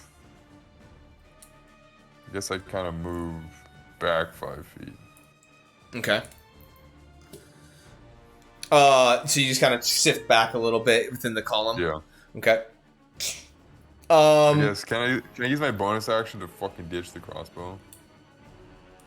You can just use your bonus action to sling it over your back or attach it to the side or whatever. Sure. Okay, so you kind of set it off to the side. I'm gonna throw it. I'm gonna throw it off to the side of the. You're and you just chuck it off to the side, off into the snowbank to the right of you. And as you get your lance ready, as you're about to do some crazy shit, which at this point the Ice Render's turn. As Morello, you're hulked out. You're standing there, but this thing is intimidating. This massive thing, this massive presence. What? Is it distracted by me at all, being up and above? I mean, it looked like from where you can see, its head has been relatively straight on course, and so you're not entirely sure if it has. But as a 60 feet dash, boom, boom, Morello, you're like, oh. as it traverses the rest of this distance, plants itself right in front of you, and as it screams out spittle and visceral viscous kind of pieces of flesh on the meal it was just feasting on, kind of hits across your face and your armor as it kind of spin. You hear the spattering of it against you as it then roars and then kind of sits back down and starts to stand up as it starts to almost rear back. However, that being a dash to get to you, that is the end of its turn. At which point, Morello, it is your turn. Oh shit. Okay, well, I'm about to hit the camera. You're gonna do me like this at a time like this for Damn. no reason? At this hour? At this time hour? of need? I should have messed with it a little more beforehand, but It's all right. It's just trying to delete you before you get deleted in the game. I'm going to. Right. Yes. Have you seen this man gored by a frost render? I'm just gonna I have, actually. hit a fool. Go ahead and make your attack. Please. But it's like literally right in front of him. It's Please, literally right in front of your for group. the love of everything holy, does a 17 hit? No, Nah. it does not. After swinging in and that missing, I'm going to use my bonus action, and I am going to invoke my frost rune. Okay. So as it's like it's starting to haunch up, you're like shit. As you go to smack out with your hammer, as you hit its shoulder blade, as it starts to rear up, unflinched. You're like, oh fuck. But as it starts to rear up, you're gonna invoke your frost rune, which does what? Gives me a +2 to strength and constitution. Okay. Sounds good. I'm really sure it says, yeah, +2 bonus for 10 minutes. So Nice. Pretty good. So as you already have one rune emitting, kind of glowing on your person, all of a sudden another rune. Where does the second rune light up? The second rune, my frost rune, is on my shield. Okay, so so- my shield starts to freeze over on the front, all the way around, like ice around the edge. Okay, as it kind of ignites and kind of sets up, you're like, oh, you hit it, you're like, shit, man. As you kind of get ready. My mace hits it, it does nothing. I'm like, behind the shield as much as I can possibly get. Sounds good. All right, next up is going to be top of the round is going to now be Korzak, who at this point he within 30 feet he is going to actually at the end of his last turn he'll go ahead and throw his javelin and see if he can attack. He was he wasn't hiding, so that is going to miss. As he throws his javelin, it kind of just streaks off to the side of his body. You hear him like kind of curse out in giant. Yeah, that's going to be that. But now it's top of his turn, at which point he is going to rush over. He's going to just sprint in, grab his javelin and where it was, and as it's starting to rear up, he's just going to step in, just start to just like rush out with his javelin and see if he can't pierce this thing. That is going to actually be a plus. What is it? Oh no, just kidding. I thought he had a higher plus. Just kidding. That is going to be no. As he rushes up, he tries to stick it with his javelin. At which point, your Morello like see this as he tries to kind of gut it from underneath, and it kind of like hits, but it doesn't manage to pierce through. And you're like, dude, this is like one of the hardiest creatures you probably have interacted with. Have we hit it? I know Virden hit it with a firebolt.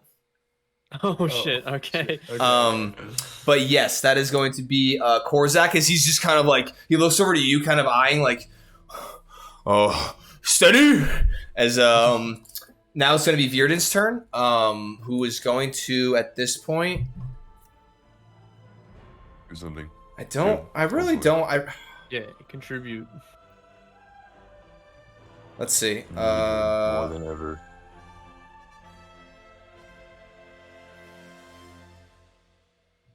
Let's see. He is going to cast. I'm just going to find a spell that's good. Yeah, he's a different person for now. He knows different spells. Make him a wizard. You know what? Honestly, I'm just gonna have him cast. Level 9 I'm just gonna have him cast Magic Missile. That's solid. All right. He's gonna cast Magic Missile at first level, and he's going to do three darts. Right, each dart hits. Yeah. Okay. That doesn't matter if they have AC, right? Yeah, that's just hits. Nope. They hit. Yeah, the it, one it's just That's d4 damage. plus two. one. That's all it is. 2, Guaranteed Damn, damage. 5, simulator. 8. It's going to be 8 points of force damage to him. Yes, sir. My favorite encounter to make players run through is a bunch of small dudes who have a few charges of magic missile in a hallway. But I mean, as at this point, I would say like Virden himself would kind of see nothing's doing anything, so like magic missile's a good choice. That Yeah, just so- goes through it. So as Super so solid. as you guys are all standing out there, you just see No meta. you see Extra three meta. kind of like I like to live. you see like three like blue light see like three blue like darts as they shoot up and like arc and then they kind of go up above the group and boom boom boom, boom slam into the side. This is kind of it kind of shifts but doesn't seem very phased as it continues to kind of start to like rear up. That is going to be Virden's turn. He's going to kind of just back up a little bit more. Kind of towards the back portion of the group so he can continue with his range. At which point it's going to be Axov's turn. Axov's turn, who's going to roll with advantage because he is I hidden. would like to use wheel on that. Okay. He's going to roll. Holy shit, man. Holy fuck. What is wheel? I add 1 to his roll. Yeah, he rolled a 4. God, dude, this is getting shitty. This is going well. What do you mean? The encounter started off so great. It's only gone uphill from I rolled a 4 plus. Yeah, like, 4 10 plus 4 3 plus 4 plus 6. 4, so that's 8 plus 1 is 9. That is not hit. And he sucks. Why'd I waste a wheel on him? I mean, with advantage, I was hoping it'd be better. But however, he's going to roll. He lost Cat's Grace, right? Bro, we know. Oh yeah, he no longer has that. Okay, so he kind of, you kind of just, let it over here. so you can kind of see like out of the left-hand side of the wooded area, you just see a bolt streak across, kind of deflect off of its hide, and you kind of look over, but you don't see anything as he kind of tucks back in, tries to reset for another setup there. Now it's gonna be Zahir. You're up, man. Fuck. It's already got advantage, so guiding bolt's kind of a waste. Oh wait, he has it. Oh no, yeah, he already had advantage. So, oh, I guess. How long does that last? I guess. Yeah, has everyone been rolling with advantage? Oh, dude, no. I totally forgot about that. Go God ahead, damn it, go, I keep- go ahead and roll. Oh, I would say yeah. We can make sure that we need to make sure we apply that. Make sure you say that. 9 plus whatever my modifiers are, which is not going to be enough. All right, Ooh. everything stays as is. Oh, no, that's another 17. Everything stays as Damn it. is. Zahir, you're up.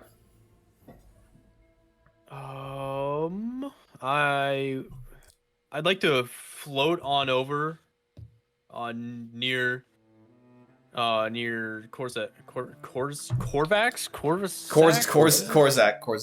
Korzak. Okay.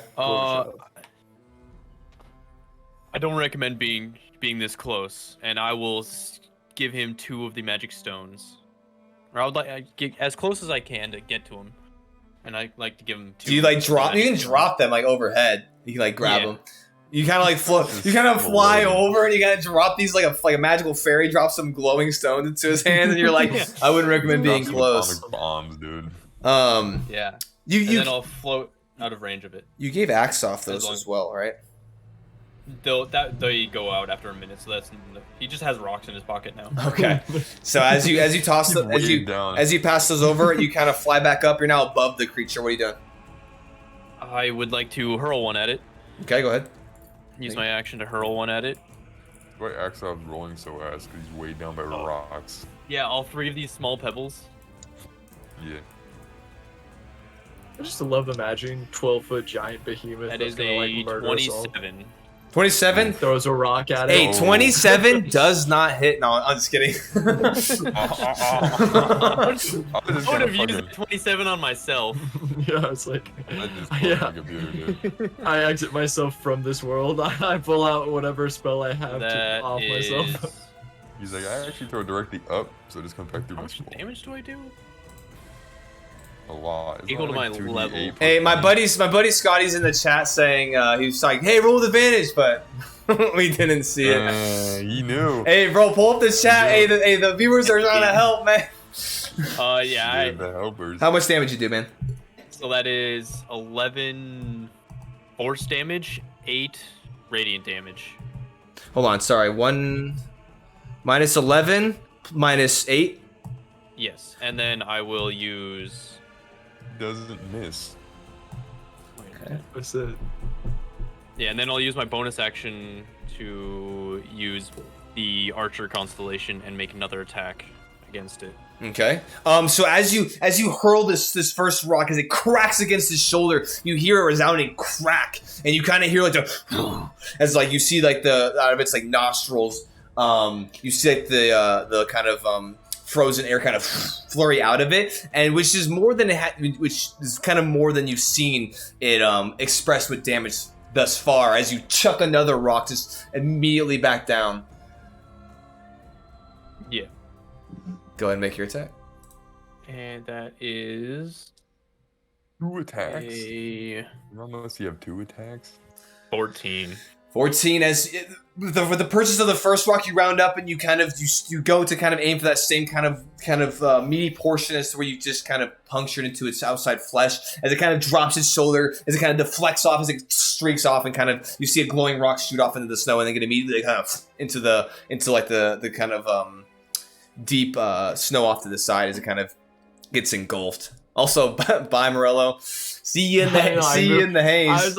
I was sitting really There low, he I goes. noticed, and then I was like, oh, I should probably sit up so I'm not just like this much in the frame. And so I was like, oh, I'm gonna sit up, and then of course the camera just said, get up, walk a lap, and we'll refocus. All right, Maybe. is that all you're doing here, That is all I'm capable of doing. Yeah. Sir Denrick? Is that all you got? That is all Alright, I well. got. Sir Denrick tosses his crossbow away. He readies his lance. This is a proxy of a lance. And I'm going to yell, make way. And how much do I have enough room to go forward? Since they're kind of since Morello was off to the right hand side of the grouping, and now it's like so it's kind of like Stewart, Morello. So at the front of this pack, it's like Stewart, Morello, and then Korzak, and then flying above is here. You can, since it's about like 1.5 like 1.5 kind of comfortable spacing for like your ox. I would say it's probably about like 7 to 8 feet. So they're off to the right. There is like a kind of a clear like 5 feet off to the left. So you can like clear a path. You can like round back and then jet off to the left and just pierce around the other side if you need to. Well, I do need to. So I will charge. Sounds with good. my lance. Um, Directly at the, what's this thing called? I would. Do you have, actually? You're a cavalier. I'm not going to make you roll. That's literally counterproductive to your class. So as you kind of rear back, you kind of get The only reason this class was made, dude. yeah, bro. As you get hero kind of reared back, as you kind of crack, as you crack the rein, as he kind of veers off to the left, the hoof's kind of muffled underneath the snow. As you cut down the left-hand alleyway, you drop the lance, and you're doing what? Just shoot right past Morello, and I'm gonna let out a war cry for Weston, and I'm gonna go directly into the what is this thing called? Ice render. Ice render into the ice render. All right, sounds good. Go ahead and make your attack with advantage because of fairy fire. I would like Let's to hope use. it's true. I'd like to use wheel on Sir Denrick. Sounds good. You just hear muffled screaming. You probably didn't hear what I said. Go ahead and roll with advantage, brother. I'm rooting for Lance you. attack. Let's go. Advantage. With advantage, yeah. Damn, that's in. Wait, lance attack. That might barely hit. Will And an additional plus- 2 on top of it.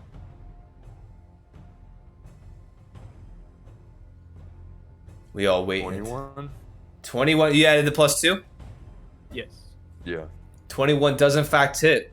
As this very theatric moment as you round the corner Nice. with your lance, as you crack into it, as it stabs into the side of its shoulder, kind of opposite where Zahir just hit it. As you make purchase, it pierces through. Roll your damage. I don't even know. Is a lance like an item? I've never looked at the lance stats. A lance is special. It has reach and it's 1d12 piercing. Is a lance in the weapons, or is it like in your class? Yeah. It's Oh, it does. Yeah, it is lance. Yeah. Okay, hold on. No one's ever used it. And no one's ever done a cavalry charge. Nice. There you go. Okay, so yeah, go ahead and roll your damage. You have mounted combatant too. You should have it all, man. He's literally the cav, man. He's the cavalry. All of it, yeah. I have proficiency in staying in the saddle and then getting off. Man, I wish I had that ability. Alright, so damage. Shanked for everyone's benefit. Damage. Shit. Not a lot of damage. 1 plus strength, 5. You rolled a 1? 5. Oh, that sucks. What on the damage? I would like my lance to splinter, dude. Okay. Or the theatrics. You so like unusable? 5 piercing damage, but I want like the end to break off as I do it. Sure. As you kind of stab into it, as it you kind of, I guess you're right-handed, so because you went up the left-hand path, you like jam into it. As it stabs, you can hear it go, as it then snaps. And do you keep with it, or do you like let it go? I let it go. Okay. As you let it go. However, And then go ahead. what? No, what are you gonna do? Well, hero can make a charge attack. Oh, that's true. Go ahead and make yeah, if you're like rounding in, stabbing it, just like splintering the thing, as then hero then boom hits it with his horns, bro. Go for it, yeah, man. That sounds good to me. Let's go. Are you still mounted? I will say, Right, I will say for this is because you're a cavalier and you do know how to make your, work your way around an animal. So I would say for sure. Yeah. So, well, I mean, you added charge. It says if the Wailing Ox moves at least 20 feet straight forward to the target, then it hits it with a gore attack in the same turn. The target takes an extra 2d6 bludgeoning damage. Okay, so yeah, you need to go ahead and make your gore attack. So maybe with advantage, so +6 with advantage.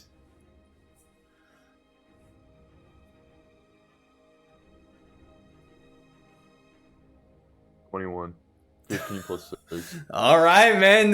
Yeah, you hit, bro. This shit in the mindscape, bro, is looking dope. All right, go ahead and roll your damage, bro. Damage gore. So you were going to roll 2d6. Oh wait, I don't know why. Oh, I guess it could be bludgeoning damage. I mean, I feel like it'd be piercing damage for a gore, but who cares? So you're actually gonna roll 4d6 plus 4. Stop rolling off the table. 1, 4, 5, 11. I can't fucking see anything out of this thing. 11, 13, 17. Total? Okay. 17 piercing damage for the gore. All right. Nice. So with that, so as the lance breaks off, and then you just continue to charge as Hero drops his head and just boom smashes into the same side that you hit it with the lance. As it then cracks, you hear this loud crack as the whole ice runner kind of shifts backwards under this initial brunt and kind of impact of this creature. As Hero kind of smashes headlong into it. However, it is going to get its bloody rampage ability, and it is going to Before you kill me, so I have 2 attacks. Am I able to draw a sword on a bonus action or no? I would say your bonus action was to make Hero charge and hit. So you'd have to next turn do this. I would say you've used your action, you've used your bonus action. What action was the lance? Bonus action was having the gore attack, and then your reaction, which you have to, Object interaction to pull out a weapon. Okay. Yeah, I mean, actually, I would say if you want to use your reaction for this turn, then you can pull out a sword, but then you won't have a reaction. What I was gonna say is, since I have 2 attacks and the lance has reached, so technically the lance hit first, and then I let go of it, and then Hero hit, and then I was gonna roll another attack. Or is that a no? I would say with Hero being able to attack, I would say that's it. You can, with your reaction, if you want, draw your sword, but I would say... Isn't Hero a separate entity though? Like, it doesn't count as my turn, does it? You still have to command him. You still have to, use commands you were given and use manipulation of the range to do it. Okay.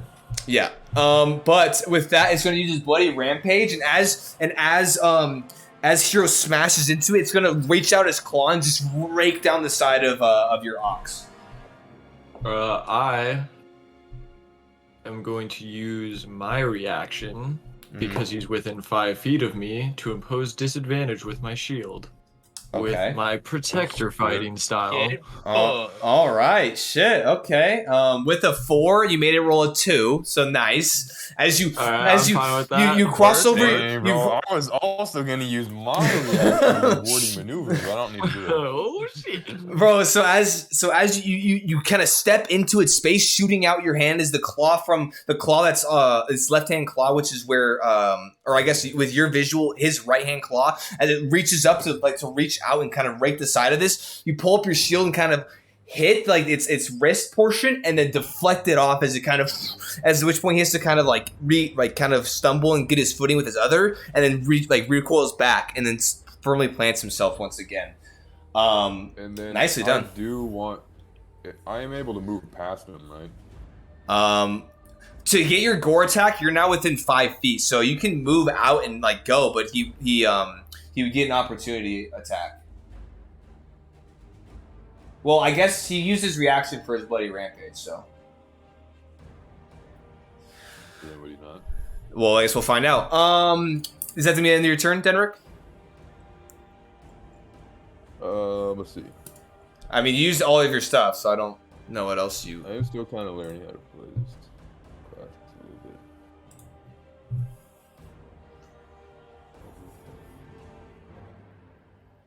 bit. Okay. I mean, you use your action, your bonus action. I'm going to move on just because you only have a reaction. Movement. So I was talking about movement. Oh, let's see. You're mounted. You used 15 feet. Yeah, okay. So you still have movement. So. You know what I forgot? What's up? What I forgot is this little cool thing. For the charge attack on the ox, the creature must succeed on a DC 13 strength saving throw. He actually, yeah. You're right. Let me go ahead and roll this now. He is going to pass that with a 22. Okay. Then am I able to move past or no?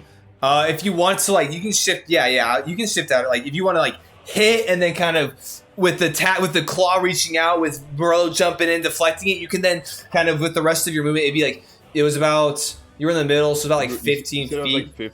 Yeah, I would say 20 feet. I would say 20 feet because you went around the left-hand side, the left alley, and hooked back. So I'd say 20. So you have 30 more feet of movement. 20? 30. 30. So I'm gonna move 30 feet past. Okay, so as you kind of get yourself all together, you drop you hold onto your lance handle. I dropped that. Okay, so as you drop that, dropping all your weapons all over the battlefield, you kind of whip the reins, and then as Hero kind of boom, boom, and kind of continues onward, and now you're 30 feet, kind of turning around, kind of in a jousting kind of tournament arena style. As you just made your mark, kind of turning back, ready to go at it again. It is now going to be the the Ice Render's turn. It is going to make its flurry of attacks. Fairly solid. Dang. Thanks for adding the most cavalier moment in this campaign. Yeah, man. I'm here for you, baby. Let's go. That shit was sick. No, I wonder if that's ever happened since they've ever made the cavalier class. Probably not. This is the first time, dude. There's no horse. And they're in a bar. There's firsts, man. There's a lot of firsts going on here. Okay, so he is going to make his bite attack against you, Morello. That is going to be 16 to hit. 16, that does not hit. Okay, he's going to now make his claw attack against you. He's 17. He's going to make a claw attack against Korzak, which I want to say we'll go ahead and with that it'll be 14, so that does hit. So he's going to do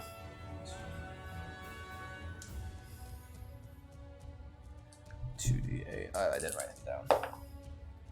5, 9. That's going to be 9 points. was that? 41 out of 41. 9 points of damage. So that's going to. So as he kind of bites out, you kind of use your shield and you kind of deflect him off as this massive like maw. Just you barely kind of glance it and deflect it off to the side as it kind of recoils and kind of now like leans back, haunches up, standing even taller. You know, with this menacing presence, as you think it's going for you, as then a quick claw swipes out, and even Korzak's kind of caught off guard as he just takes this claw kind of towards like the center portion of his chest as he kind of sidesteps and taking this massive hit. At which point you kind of like avert your eyes over to see if he's good, as the other claw kind of with him reared up slams down onto you, which is going he's going to roll against you. That is going to be 26 to hit. You know, I don't know. I don't know. Yeah. Okay, that is going to be. Oh, holy shit! 2d8. He rolled 2 8s against you. That is going to be 16. That is going to be 20 points of slashing damage.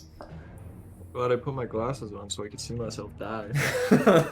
So as you're kind of distracted briefly with the slash against Korzak, as the other with him like almost fully extended, he brings this other claw down hard as just harsh onto you, kind of like clampering onto your side of your shoulder. And then continuing through, raking down, you can feel like your armor kind of split some, and you can feel the like some of the tearing in your clothes as the breeze kind of starts to get in there, as the blood starts to quickly fill, as it back down and it kind of resets onto its all fours again. Yeah, holy shit, that was a lot. Did he make 3 attacks? He did. He bit 2 claws. He did. With that is going to be the Ice Render's turn. Now, Morello, you're up. You know what's kind of ass is Connor's not here. He always loves Monster Hunter. Yeah. Oh, dude, yeah, you right. I pull up my 2 trank bombs, drop a net below, patch this son of a bitch. Now I'm gonna hit him with my mace. Okay, sounds good. Roll with advantage to fairy fire. Yes, sir. 19. That just hits. And I deal an extra d6 of damage while I am large. Because of my Giant's rune. It gives me an extra... just for one of my attacks, but I only have 1 attack. Alright. And then that'll be 9 points of damage. Okay, 9 points of damage. And as my bonus action, I'm going to cast Spiritual Weapon. Okay. Floating right next to it and like right above me, and Spiritual Weapon will just be a giant like maul just floating in the air. And then I'm gonna have it drop on him with that same bonus action to make an attack. Can you do it in the same turn? Yes, as long as they're within 5 feet. Create a floating weapon. When you cast a spell, you can make a melee spell attack against a creature within 5 feet of this weapon. On hit, it takes force damage. I don't know if that's important. Okay, okay. So I will say this: as you crack it with your, it's a warhammer, right? Or what is it? Sorry. It is a mace. As you crack it against the side of its head with the mace, as you're kind of up, and as it kind of is reset back on the ground, you smack it. You can see it connects, and immediately as it connects, it is going to then, as it kind of rears its head back, it quickly swipes another attack at you using his Bloody Rampage reaction. That is going to be reaction down. That is going to be 22 to hit. Yes, sir. Okay. That is going... Dude, another duo. So that's me 2 5s. So 14 points of damage to you.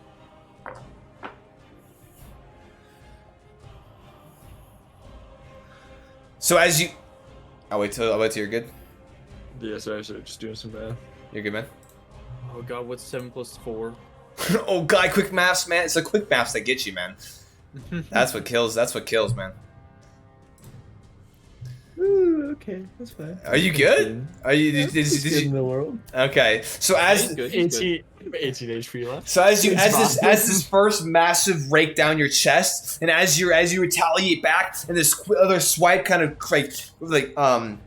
scratches across like your midsection and your upper legs, as you can feel the blood just pouring, kind of in starting to soak the undergarments of your clothes. You can feel the doom, doom as your heart kind of starts to pulse. You're like, fuck. But as you do manage to kind of like you make a hand motion, as then you create the spiritual weapon as it drops down onto it. Go ahead and roll to attack or roll to hit.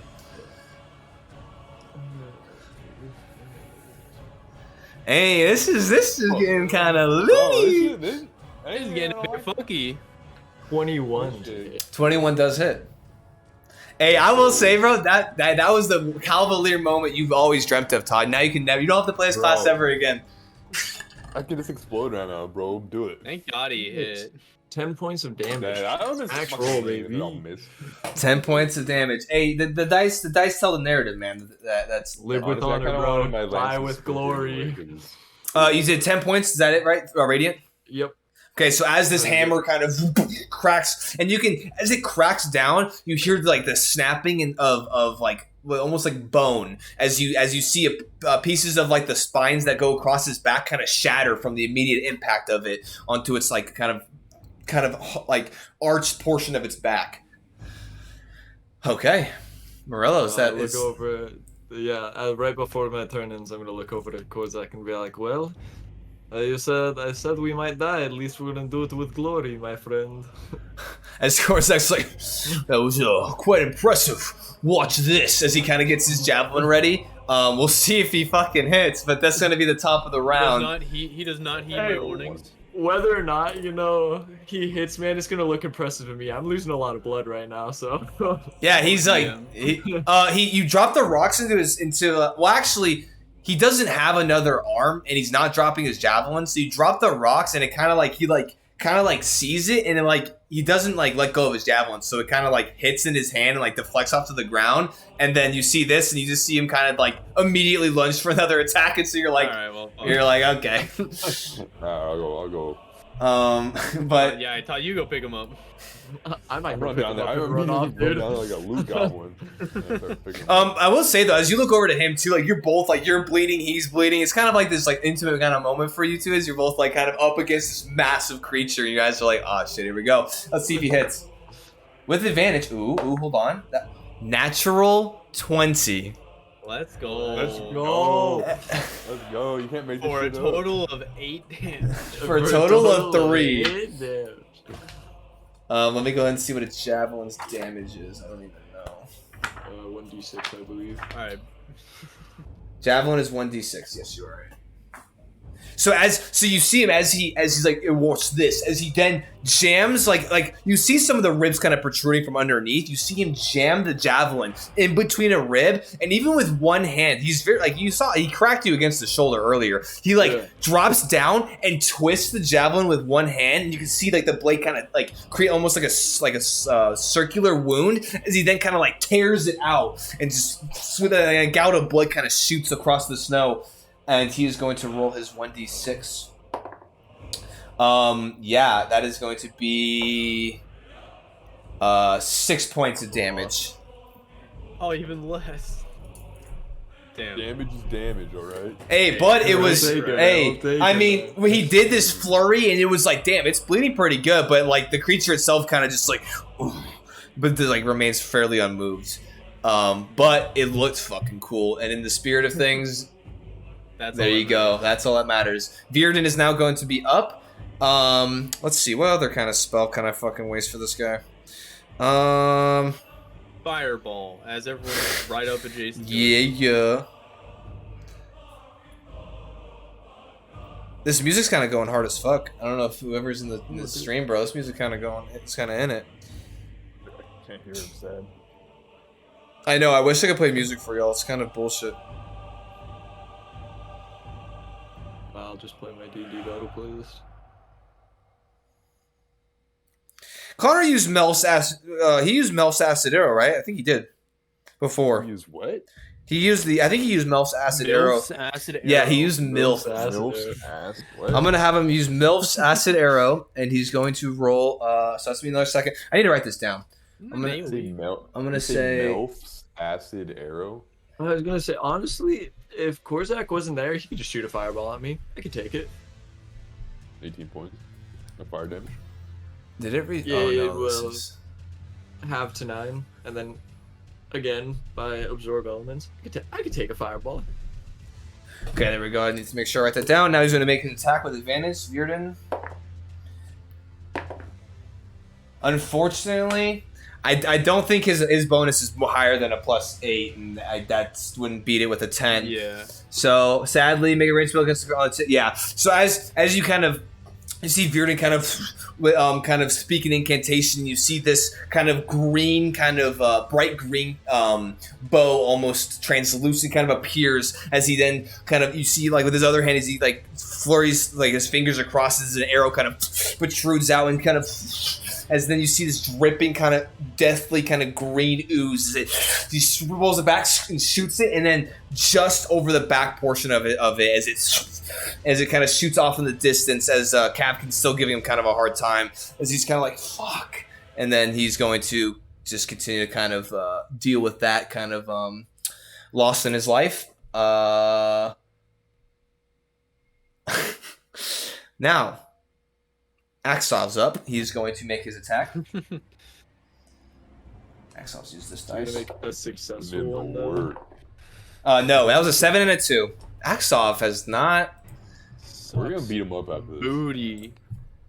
You see these bolts just flying out of the wood line to your left, but none are finding purchase. And We're gonna give him some street justice. yeah. He's like he's behind a stump and he's just shooting the crossbow. He's like, I ain't dying, not today. He is going to roll stealth again. That's gonna be a 28. Yeah, he's hiding. So here, you're up, man. Alright, That will be. Fuck. I ain't got shit. Does anyone appear to be super hurt at all? Does anyone appear to be? I would say no. Hold on. Make a perception check. Hold on. Bleeding profusely. Make a perception check. You're in the air. Standing on a red. Make carpet. a perception check. You didn't even know they made red snow. Perception or medicine? Make a perception Bonuses check. to the save for both. Make a perception check, my Natural guy. 20.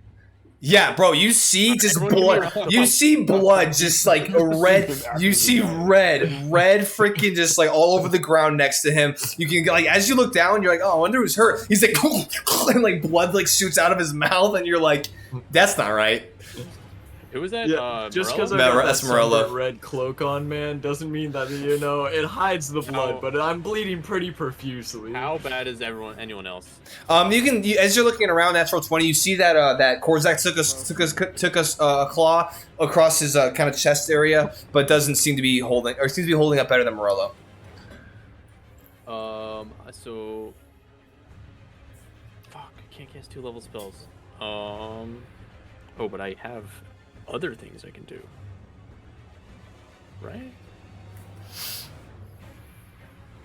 Damn, I really just closed that. I think it's my level. He Yeah, said, okay, "Damn, I so- just deleted my entire character sheet." I was like, why is this music so dramatic? I would like to cast no move. Guiding Bolt at 3rd level.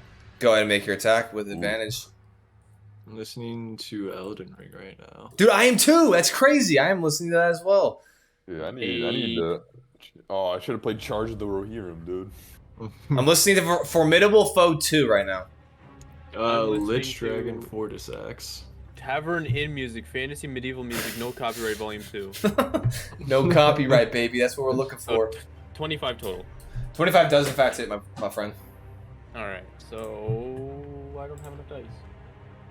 2, Oh, word? 3, 4, 5. Hey man, if you ever need D8s, I got you. Hey, they're D6s. Chill. Okay, I don't got you on that one. My last paladin made me. Just have to go buy interject this another real one. quick too, I will say that Stewart being at the front of that definitely is backed up. Most of the Yeah. ox that aren't involved are like backing the fuck up. Yeah, they're like- Probably at a rate that you're probably not necessarily that's probably not good, but they're at least out of the fucking fray. Well, So Yeah, if I survive this, I'll just I'll 16. need freedom of movement on me, so I can just start hauling it with my large size.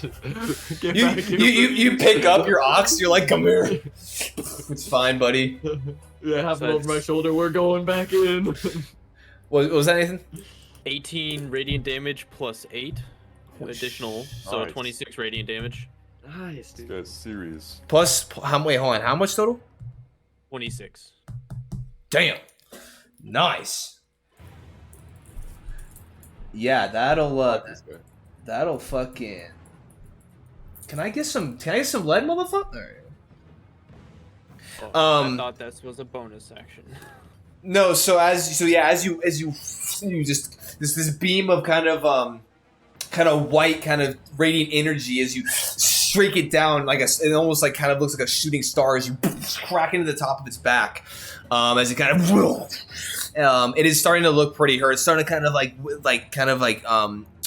kind of shift unevenly on its weight, kind of faltering slightly. Yeah, it's starting to look pretty hurt. I don't got anything else. So I will use my bonus action to use my archer constellation to shoot a arrow at it. Okay. So like my staff turns into a light bow for a little bit, and I loose an arrow. Yep. Advantage. That is 22. That does hit. Hey, that fairy fire though, dude. That Yeah, fairy dude, the fire. fairy Hold fire up. got Fairy crazy. fire, dude. Yeah. Straight up. Heavy lifting. I gotta figure out. Can you counter that? Hit me. Yeah, hit me. Break concentration. This man just flies around like a That's- F-16, dude. That's Dropping bombs, 6 dropping plus rocks on 5. people. So that's 11. What kind of Dropping damage? gifts. Probably force or radiant. That's the wrong thing. Hold on. Oh yeah, more. So 11 more radiant damage.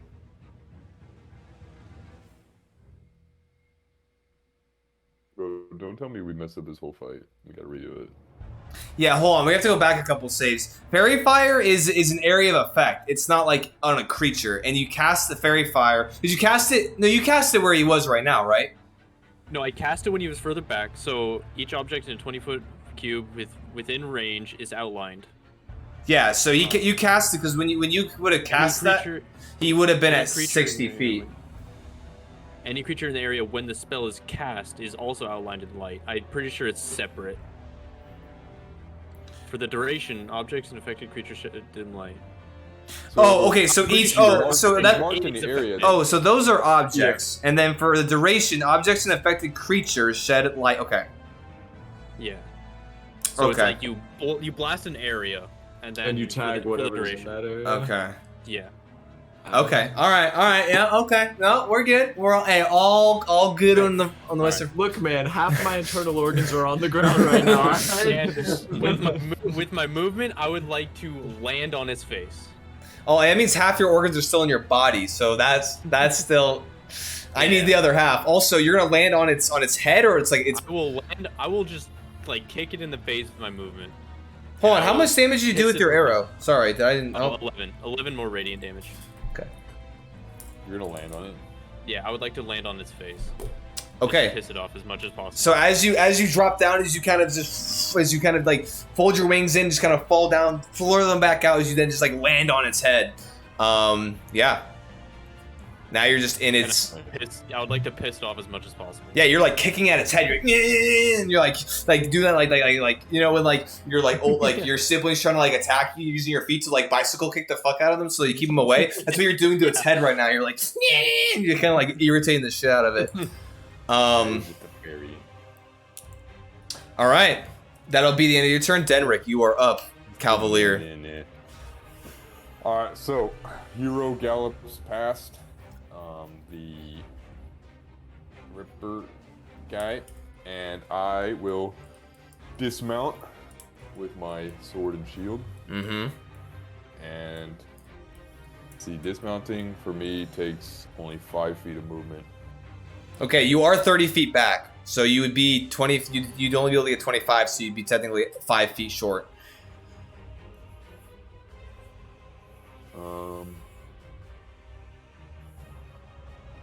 Okay. Well, do I?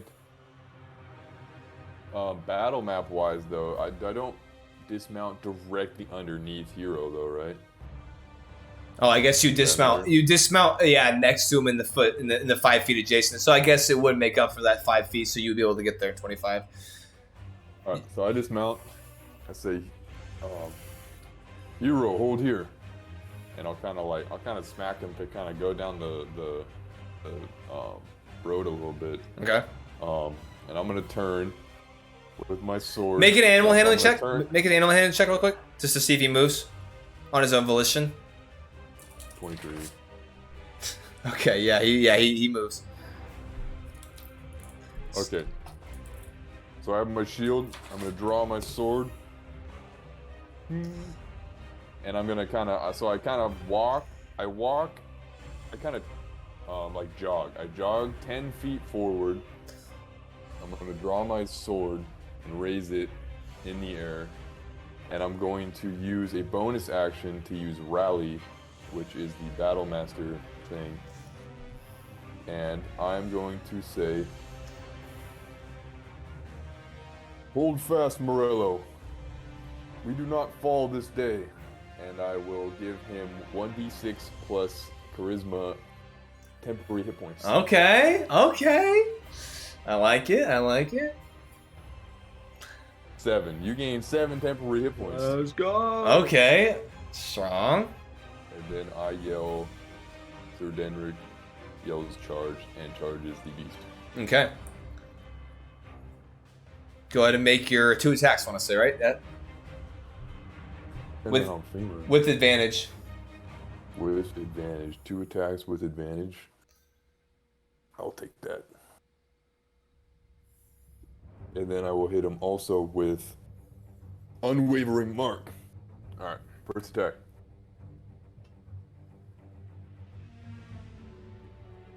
Um, 11 plus 18 hit. That is not a hit, sadly. Oof. So as you run up and your first sword slice just kind of like doesn't quite cut through the thick hide. The other one misses too. Damn. Does a wavering mark hit like on him, or do you have to hit? I have to hit with an attack. Okay. So do you expend that, or is it only happen if is it proc when you hit? I can just mark whenever I hit. Okay. So as you run up and you slash out, you can't find purchase with your first attack. You try to you take a step back, breathe, try to slice again. His hide is just far too thick, and so you just glance off, and it's frustrating because you have the element, you have him kind of flanked here, but you cannot make purchase past his armor, his natural armor. Is there anything else you'd like to do? Action surge. All right, he's burning his action surge. More attack. Let's go. That one hits. That attack hits. And that attack hits. 14. So it's 13 plus 7 and 14 plus 7. Mm-hmm. And this is a large creature. It is a large creature, yes. And the Sword of Heroes does not like large creatures. All right. So I will now do.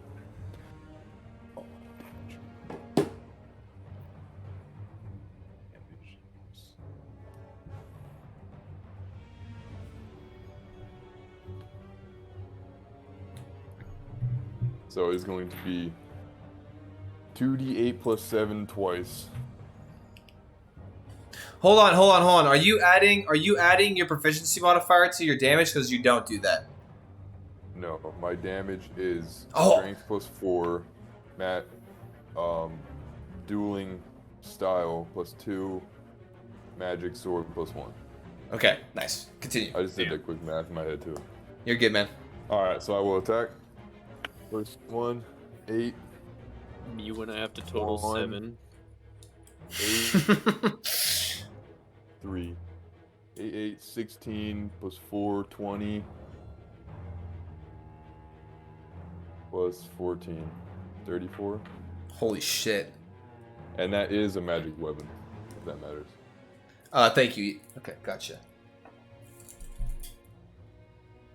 So those first 2 strikes, you're like, fuck this, nah. As you then I'll jump on it. you kind of like jump up with your slashes. One large carve as it starts to pour blood. You just kind of sidestep and you pierce into the side. As another large kind of laceration onto the kind of its hindquarters areas. You pull back out as the blood starts to seep down. You hear it kind of, and it kind of like you can see like it like rears its head back, and you can see the 3 kind of like light blue eyes, kind of like all peer at you. As it kind of looks back over and then kind of readjusts itself. What are you doing? I'll hit it with unwavering mark. Which is? That is if it doesn't attack me, it has disadvantage. And I will scream. I'll make a war cry. Okay. Nice. Sounds good. A little flavor sprinkled in. God. Okay. Unwavering mark. Hey, you're living through this one, Morello.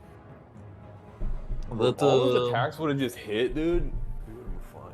Honestly, bro, the only thing keeping us alive is that fairy fire. Okay, so yes. Also, this is my entire job. This is my tank character. I'm like, you may notice. Next all right, so with that, as it kind of roars out, it's going to now at this point go ahead and you slashed it, you yelled out at it, but you do also have this flying angel baby kicking the shit out of its head. So he's gonna kind of on his turn reactionarily go up and bite out at you. It's gonna have disadvantage because of unwavering mark. Against me? Against you. Oh, motherfucker. Fuck you, Todd. Fuck you, man. Oh. All right. Shit on. Bro, 18 to 1 with the unwavering mark. Damn. Plus 13. Wait, you rolled an 18 and then you rolled a 1? He rolled a 1 and then he rolled an 18, but same shit because he had to do a disadvantage, so the 1. So. You can't get lower than a 1. So. That is the Sir Denrick guarantee, right? I wanted to know what it could have been. So as he yells out, and it kind of gives you a second as he kind of has turned his head, which kind of like showed, because as he turned his head back to look at him, he then whips his head up to bite out at you as you kind of flurry up, at which point he then will, with a claw, slash out at you. With disadvantage. Wait. Yeah. Yeah. Wait, who are you slashing at? Sir Denrick? No, Zahir. Okay. That's me at 15 to hit. 15 hit, that hits. Okay. I'm gonna use my cloud rune and it's gonna hit Sir Denrick instead. So sorry, but fuck you, shut up. He said. Okay, hold on. Bro, I have a health bar. You're using your cloud rune? My cloud rune to redirect the attack. How many runes can you have? Don't you only have 2? No, my Giant's rune is just a class one I get for free. Okay. Every single person gets this. The Giants, or it's called Giants in my. It's not technically the Giants rune, but I just call it the Giants rune. Your rune knight is in Tasha's, right? Yeah. So Giant's Might is the far right under the photo, and that is just one of the class features you get at level 3. You guys said Sir Denrick could use some. So you get bigger, and then you also have your frost rune, and then you have your cloud rune. Yes. In addition, when a creature you can see within 30 feet is hit by an attack roll, you can use your reaction to invoke the rune and choose a different creature within 30 feet of you, other than the attacker. The chosen creature becomes the target of the attack using the same roll. This magic can't transfer the effect regarding the attack's range. Using the same roll, so it doesn't even hit. It should not hit Sir Denrick, if I am correct. Bro. Bro. Hey, fuck you, Logan. I wanted it to hit me. You have the only thing left is to hit this thing. You're not getting touched. Then I can use my reaction. After last encounter, this guy's a 2 times multiplier, dude. Next time it's 3 times multiplier, dude. Then it's gonna be a 4 times multiplier. Okay, I'm out of runes though, dude. I'm fresh out of any bullshit. So as this claw, as he misses with his bite attack, as this claw, then as you kind of flurry up and he rears up, pushing off with his other hand, he rears up, claw comes out. And as it goes in, you try to dodge, but you can see it's about to impact. All of a sudden, this rune emits off. Where's the cloud rune on you? It is on my Warhammer, so I just pull straight down, and I have the wind drag. Okay, so as it drags it down, it kind of and with a flurry, it like shoots it back as the hand cocks back. And Sir Denric, you can see it, like you can discern this from like a fucking mile away. As it cocks back, it like half-assed, like you just deflected with your shield as the claw kind of and just hits and just as it Apologies, Denric. I just looked like you were a little harder of a target than myself. I will say with that, as the claw comes back, he's gonna then just overhand his other one towards you, Morello. You're not Murillo. I've withstood. That's me at 15. That does not hit. Shield up. Okay, shield up as the other one. As this other overbearing large hand kind of you hold it back and then careen it back down, deflecting it off your off its mark. Yeah. I'm gonna wear this monster's skin. All right, go ahead, Morello. You are up. I'm gonna use my action. You added your temporary hit points, right? Yep. Okay. I'm gonna use my action to cast Preserve Life and give myself 10 HP and Korzak 5 HP. Okay. Is it temporary or is it actually just life? Actual HP. I'm healing him up 5, and then myself up 10 because I can split the 15 up within creatures within 30 feet of me. Okay, sounds good. And then I will. One sec. Okay, so I know how this works. I'm gonna use my bonus action to hit it with the spiritual weapon again. that was your action to cast the spell. So as you kind of raise up your shield, kind of opening your hand off the one of the like handles of it, you kind of this divine energy kind of casts out, kind of courses through you, and it also transfers off your body over towards Korzak, kind of closing up some of his wounds, kind of, you know, relieving some of the pain that's coursing through your body. At which point, as you kind of reclutch your shield and bring it back down, the hammer drops back down onto it as it crack. Go ahead and roll it to your attack. So this will be with my spiritual weapon. Yep. Because that's still up. Speaking of which, I just found out recently that's not concentration, and it changed my life.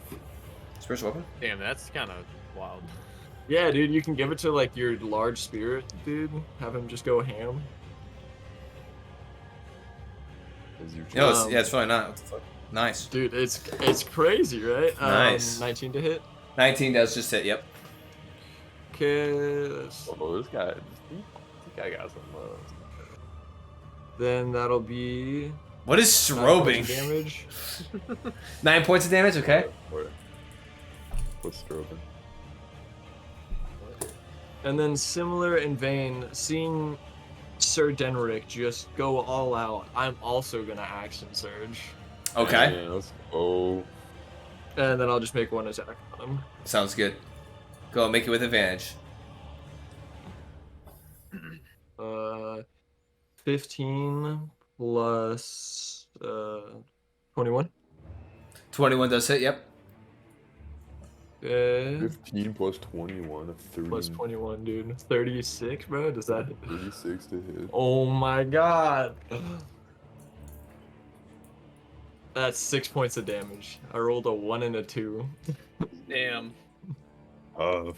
So as your spiritual weapon cracks back down onto its back, splintering off more spikes, as you then cry out, "Whoa!" As you round up your mace, smack it against the side of its head, kind of breaking into like you can hear like a crack against its jaw as it kind of fractures. You can see kind of then like hangs kind of malformed as it kind of blood kind of starting to fill its mouth. As it then reaches back out to you, going to make its bloody rampage reaction to attack you.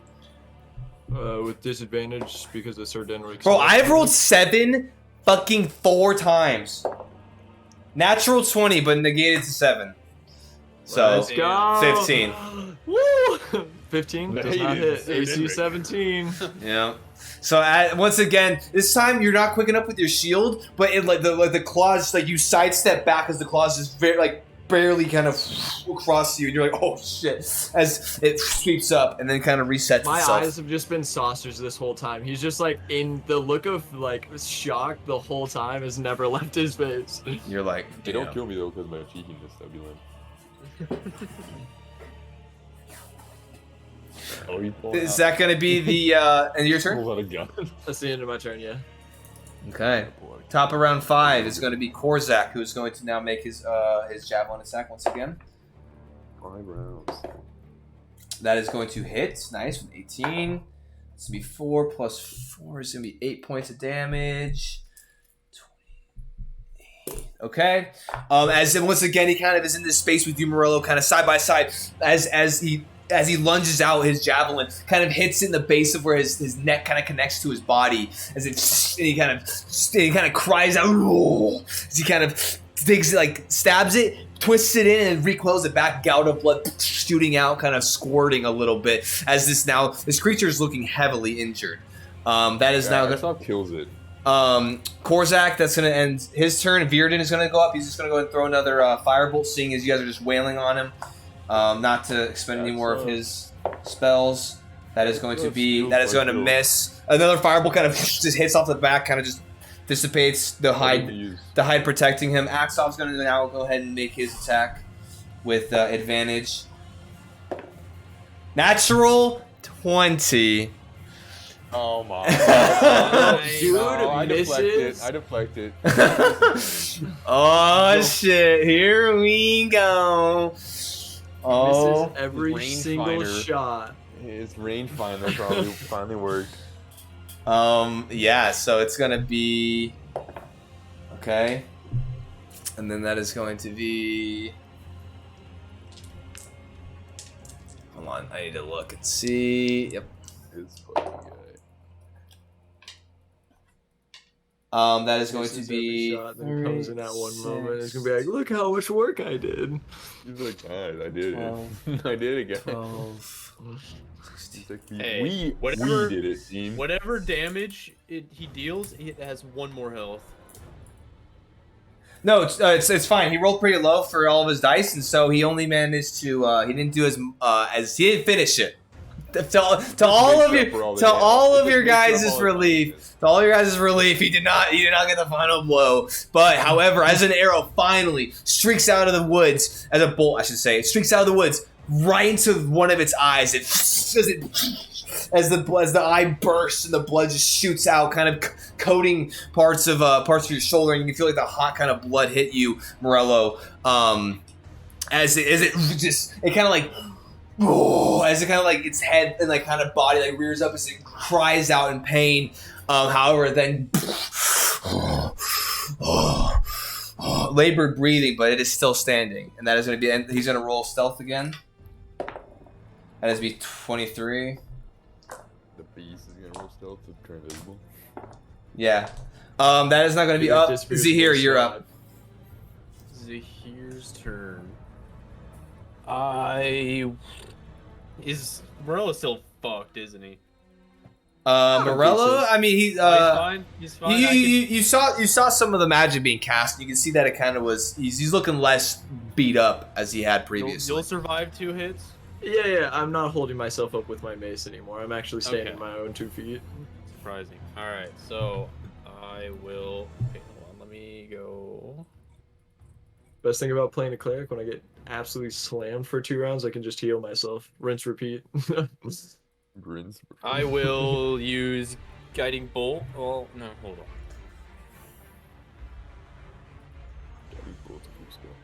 I'm going to. I saw Korzak drop the rocks, so I'm gonna go snatch one up, fly back up 30 feet, and then pelt it with the rock. You're not going to use guiding bolt. You're going to pelt with the rock.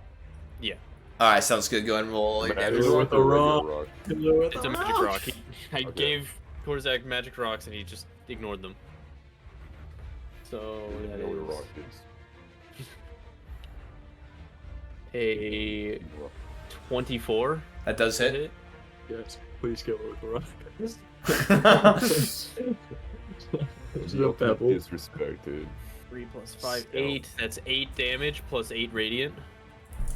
8 force plus 8 radiant. With that, as you Good. grab the rock out of the snow, you kind of like in a flurry, like kind of like spiraling up. You kind of reset like with a backflip. Like you backflip up, rock in hand, baseball pitching, fucking full arm through as the rock hurls to like where you estimate would be where brain would be, as it just cracks through. You can see it. Like, it doesn't just like stop at the height. It like breaks through its skull portion. You hear a crack as all of a sudden you see like a gout of blood kind of out of, which is crazy because this is a bludgeoning utility. So the fact that you pierce through it, you can see like as it made impact, this radiant light kind of disperses off of it, almost creating this hole, as then the rock projected through, and it actually shoots through. And Morello, you kind of being underneath it a little bit, you can see as the rock made impact, you saw like a bright kind of flash of light up, and then as an exit wound kind of shoots out below it, as it shoots straight through its skull, as it then boom, clampers to the ground. Forward unmoving. It like just like leans forward as you have to sidestep as you. Okay, cool. I was just like, Oh, let me out. all right, and with that, that will conclude our combat, not the session, our combat. Nice. I cannot believe you actually killed it with a rock. There's a little bit more to the rock, but yeah. Sir Denric will leap up on its back. Pause for a second, and then raise his visor and go, "Is it finally dead?" One more Yeah, for good right. measure, One more for good measure. and I'll swoop down and grab another rock. Grab the other rock that's on the ground. And I'll plunge it just center mass into his body. Okay. You as you grab the other rock and you just you chuck the rock at it. Same kind of radiant glow, kind of not as intense as the last strike was, but it does sink into it and it remains unmoving. Kind of. While I still have my size, I'm gonna turn around and I'm gonna start running after our wailing oxes that ran off. Yeah, as you all like you start Denmark on the back of this kind of elevated up off the ground. You can see your oxen are just scattered. Like one's like off the woods, one's like just like back like down the path like 150 feet. Like they're just like scattered. You do turn around and Hero is standing, just kind of, like a good boy. That kind of a little bit farther down the path. Oh, by the way, you are exhausted to here, so you should have made that perception check with disadvantage, but All right, what would it have been? A 16. damn. Okay, we'll let it slide. I got him. I didn't even heal him, so it didn't matter. So, with that, what were you saying? I looked down to Korzak. I Yeah. said, "Well fought, Korzak. We are victorious this day." Honestly, that would. You can see like some of the blood still kind of seeping out of his like kind of chest wound. That went much better than I anticipated. You are quite the mounted adversary. Nicely done.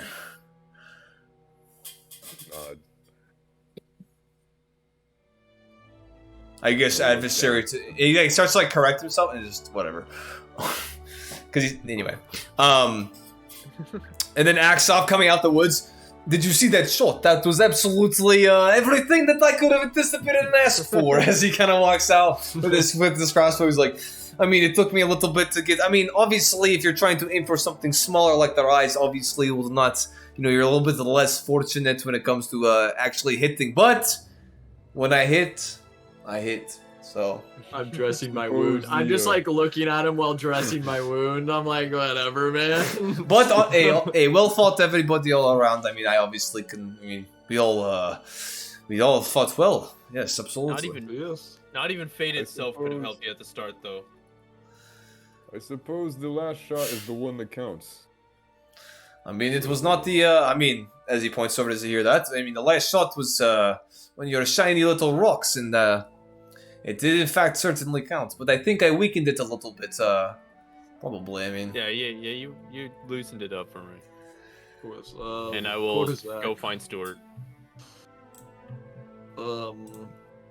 If you come over here really quick, I will dress your wound and heal you up as much as I can.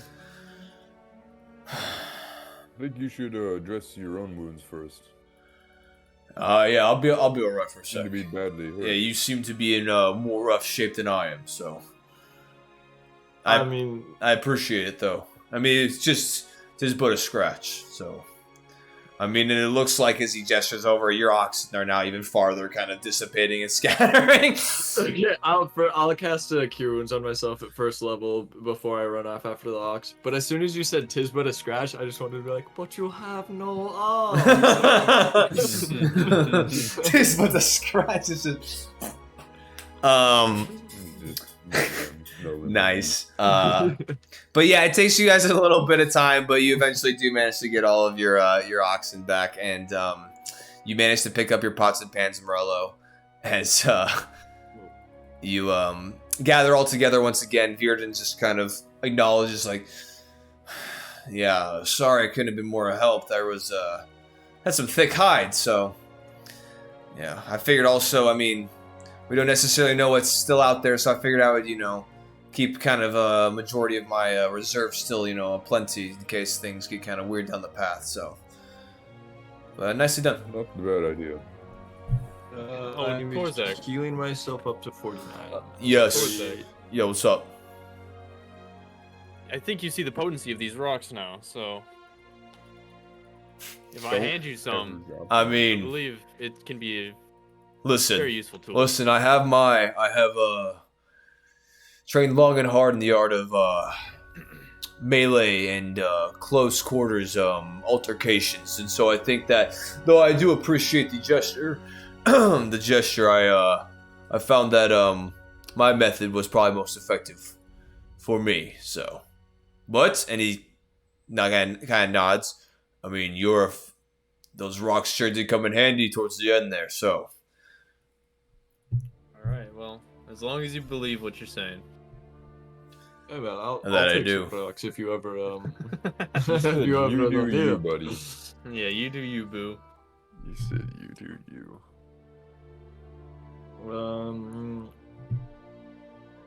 Can I make a survival check to sew up my clothes that are like torn up? That'd be survival. I would say that'd probably be more of, let's say, dexterity. Just a straight dexterity check. Dexterity? He said, "Wait." He said, "Wait." Can I cast guidance on myself? You can. Yeah. Finger dexterity is what it should be. Finger acrobatics. Finger acrobatics. Sleight of hand. I was like survival Sleight of hand. medicine. Pick, Crafting. religion. He can sew up a wound, but he can't sew up his pants.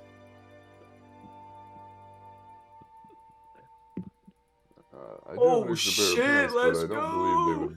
19, 17 on the die, 3 on my guidance, and -1. Oh shit! Well, that's very fortunate for you because had you not rolled high enough, your advantage probably would have been negated because your clothes would have been heavily damaged. However, with that, you take a little bit of time and you do manage to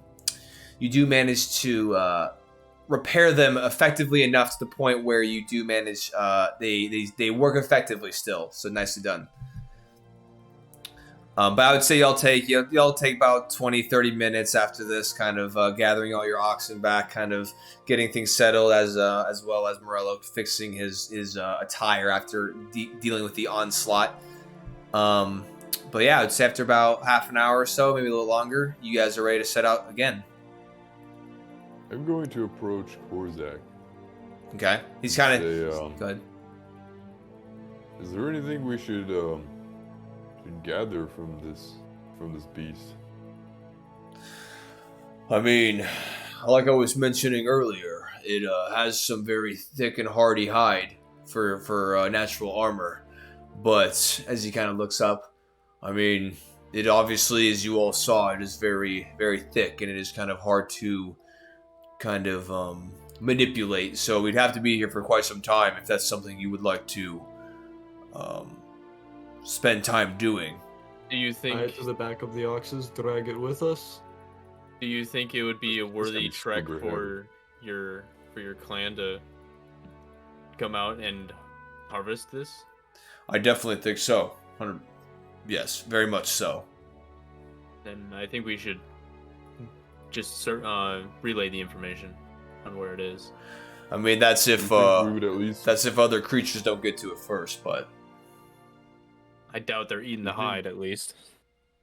Do you think we would at least want proof? Does your clan usually gather proof of the kill? that we do, yes. But like I said, any time you want to spend on doing this, I mean, that is up to you. Can I just grab one of the large fangs it had in the front of his face and break it off? Make a strength check, athletics check. Oh shit. Athletics. How long has it been since combat ended? Like 20, 30 minutes. I would say since you guys are packing up at this point, it's been like 30 minutes plus. Can I cast guidance on myself? If you've already rolled, no. I haven't yet. I was double checking to see if how close it was because my giant smite would have given me advantage. You can add. Yes, you can guide yourself. If he's still technically glowing, we could just get advantage to rip the two. It only lasts a It's an minute. 8. 8. Oh. You're like, you're pretty tired of, going Hulk mode and taking the brunt of this combat. So you're like, whatever. It's not even worth it, man. I'm gonna hop I'll back say- on. I'll approach. I'll say, here, Morello. You rest. Let me give a shot at it. Make that plus check. I'll go like, And I will use wheel on Sir Denric. oh my, I'm going to the bathroom. Okay. What was that? For +4. You're gonna use -4. I used wheel. So How many +4. of those do you have a day, right? You have like 10, right? Or like 6 or something? This guy's just 3. working behind the scenes. You have 3 total? Yeah. So that was your last one? Yes. Okay. 18. 18, yes, much better than Morello's attempt. You go up and you kind of wiggle and kind of snap a fang out of its face as you now have its Keep tooth. it, I leave. You now have this tooth and you just pocket it. Yep, sounds good. They were about an island for him. Souvenirs. Yeah, if you want to, I would just say same. I mean, you can just rip it out and then you can take another one. You rip it out too and pass it over to him. You think Virdi would want like an eyeball or something? As you say this, he's currently kind of He's very as he's already carving it like the side of its eye out. He's like, so. He's popping one in his mouth. No, he actually is carving out an eye though, and kind of like takes out the socket, and he's like looks at it and then pockets it. Like a light bulb. Yeah, I'm gonna go ahead and actually add that to his. I think that's something he would want. If not, it's a gift for him. If not, don't tell him about it. Make it so when he reaches in his pocket, he finds it. He forgets he did it. Okay, we'll see. Make sure he feels a slimy eyeball in his pocket. Okay, but yeah. So as you guys are you gonna do anything further with the body?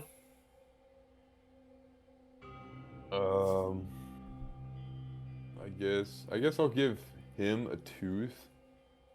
I guess I'll take a tooth. Take a claw. Yeah, give me a whole finger. Here, let's get a If finger. I would say if y'all want to just easily enough, you guys can add Ice Render tooth or Ice Render like fucking claw if you'd like to your inventory. Add easily enough Okay. after Okay, and then yeah, other than that, I'm fine to go. I do want to collect my crossbow and the broken lance thing. Okay. Sounds good. As you go ahead and do retrieve your crossbow, and you do. I was gonna say, hey, you better let that sit in the snow. I've been quite unfortunate. Oh, you thought, bro. Well, yeah. I do have to update this thing to broken lance. I think you're muted, Logan. Yeah, you're right. If we got up some materials, I can fix it. I have the tools to do so. I mean, it's like wood. You can see that Yes. in the end of the lance, or you can see like the barbed portion at the end, guess- kind of stuck in the shoulder. I never really thought about it. Is a war lance like metal? It probably wouldn't be because that'd be too heavy. Well, no, Well, you're supposed to use mounted, so you're just gonna have it underneath like this. Like it had like lance it breaks. it had like a jagged end, like metallic end to it. Yes, because I mean that would only make you're not gonna just pierce it with a stick.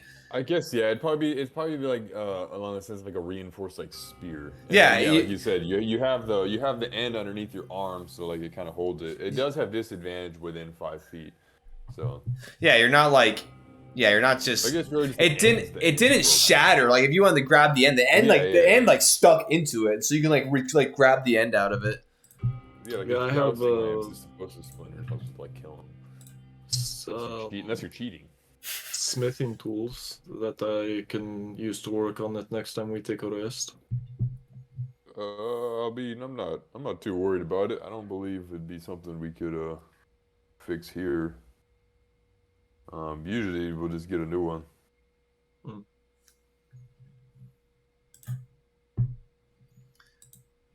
Well, shall we adventure onwards then, before it gets too dark, and make our way to the ruins? I would prefer not to be out here once it gets dark. I'm already not feeling 100%.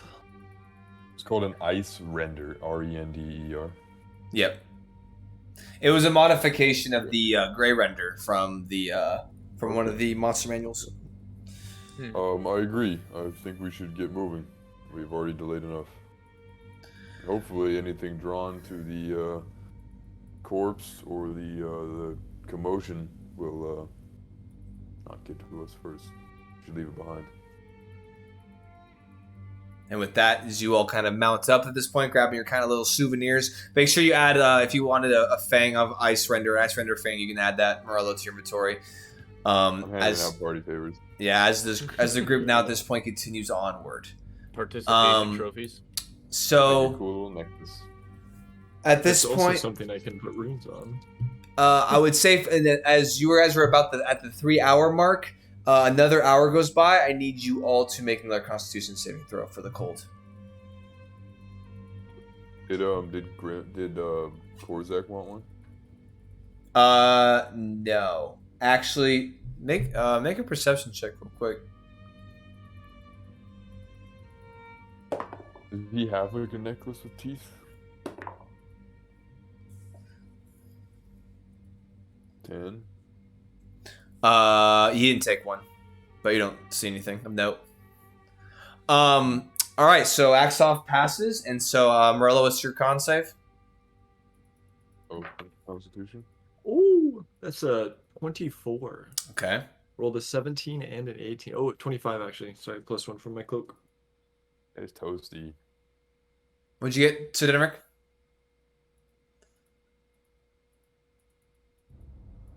21. 4. Okay, sounds good. And Zahir, what'd you get? 21. That is a 24. 19. 19.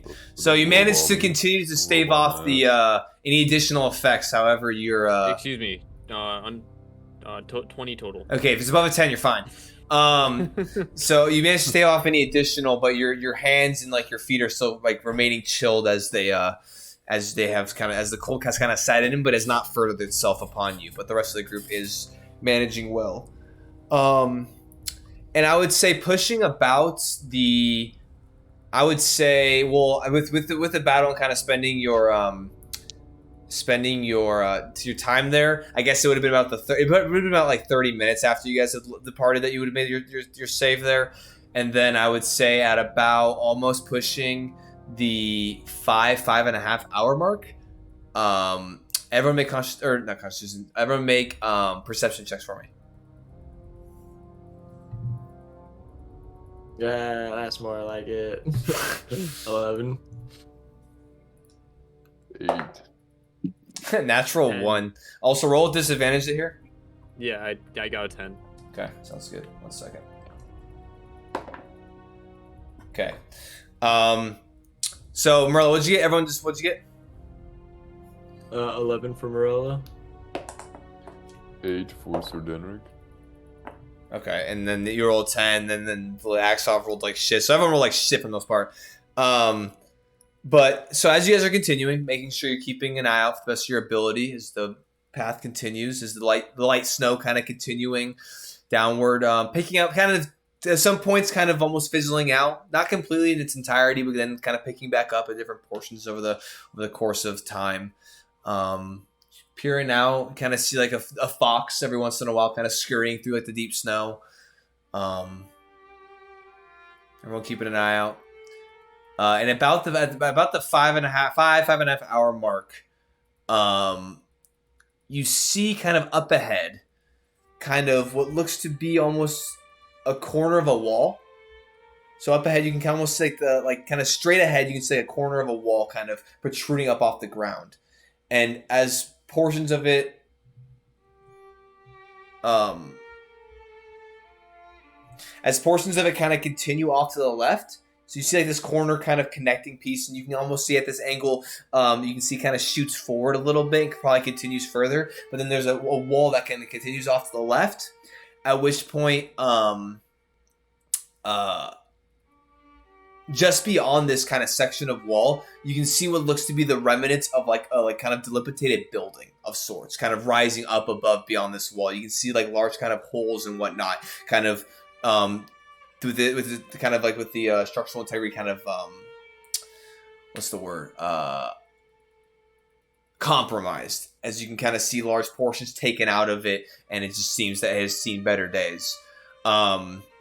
And you can see it that the wall kind of continues as you saw, kind of going left, and you can see there's like holes and whatnot kind of in this wall, and the trees right here are fairly dense, but there's enough spacing where you can kind of discern through them that you can see these portions of wall. And then as you following the wall to the left, you can see it connects to another corner and then runs parallel backwards to the group. So it's like corner, wall, here, can you see this? Corner, wall, and then it connects again, and then it runs parallel to the group. And then it eventually connects to another corner and then runs deeper into the woods, kind of further in, like away from you. Past this section of wall that runs parallel to your group, so you see it, right along the left-hand side of your group, you can see like beyond the wall, and kind of you can see this kind of raised structure. You can see this raised structure that has this tower that jets up into the sky, like a good tens of feet up into the air. The raised structure already elevated about probably 20-30 feet, and then the tower another probably 60-70, maybe even taller than that. And that is about the majority of what you can kind of see at this point. As you guys are continuing to kind of walk and get closer, you can see these kind of and all the structure, the walls look dilapidated. The initial building you saw past that first wall looks in shambles. However, just looking through the woods, this elevated raised platform off to the left-hand side and this tower doesn't seem to be in super bad condition. But yeah. Is there anything you guys would like to do at this point, as you guys are kind of slowly, you guys kind of slow down a little bit, just kind of observe this, to observe these sights. Actually, and as you guys are observing, Korzak kind of comes up and goes, well, it looks like we're just about here. This should be about another couple hundred feet. We should be kind of where, if my clan is still here, we should be reaching our encampment soon. So, just like I said already, just kind of be mindful of what you're saying, and just, approach, Garmal and my group with caution. So, but I mean, we're making pretty good time. We should be all right. As you guys, is there anything else? Is there any interaction, or yes, you're good? No, I'm good. I'll nod towards him when he says that. I'm pretty fixated on the tower. Do you think we could stay up in there for tonight? That seems does the tower seem bad or fucked up at all? He kind of, as you're looking away from what you can see, it doesn't look like it's super, the integrity of it's super compromised. However, he kind of chuckles. Yeah, you all are definitely newbies. Yeah, I'll let some more explaining, commence once we make it to the rest of the way. We're almost there. Is there any light emitting from the tower or no? You cannot see any light emitting or anything emitting from the tower. So as you continue the approach, as you guys continue to go straight, you see that the path starts to veer to the right a little bit. You can see up ahead, it's still about You can see it's about probably still 100 feet or so. You can see the path kind of starts to cut like at a 45-degree angle to the right. And as you guys are continuing to approach, Zahir, you would be the first to kind of see this as you button hook over to the right, or as you start to kind of veer to the right, and as the rest of you kind of in tandem begins to kind of follow suit, you see that about 50 feet off this curvature. So as it curves, as you kind of see down this little alleyway, about 50 feet, you can see that the trees kind of open up into this kind of like larger clearing area. And you can see that the clustered at the edge of this clearing, kind of like where the trees kind of open up to the left and right side of the path, you can see blocking your path forward is a group of Goliaths, all standing kind of in a loose line from side to side of the pathway to the kind of from one side to the other. How many? As you kind of all now at this point kind of veer and start to make your way around this kind of little corner, you count 11 total, kind of just quickly Just off. blocking the path. Yeah, they're all just kind of in a row. Go ahead and everyone make perception checks for me.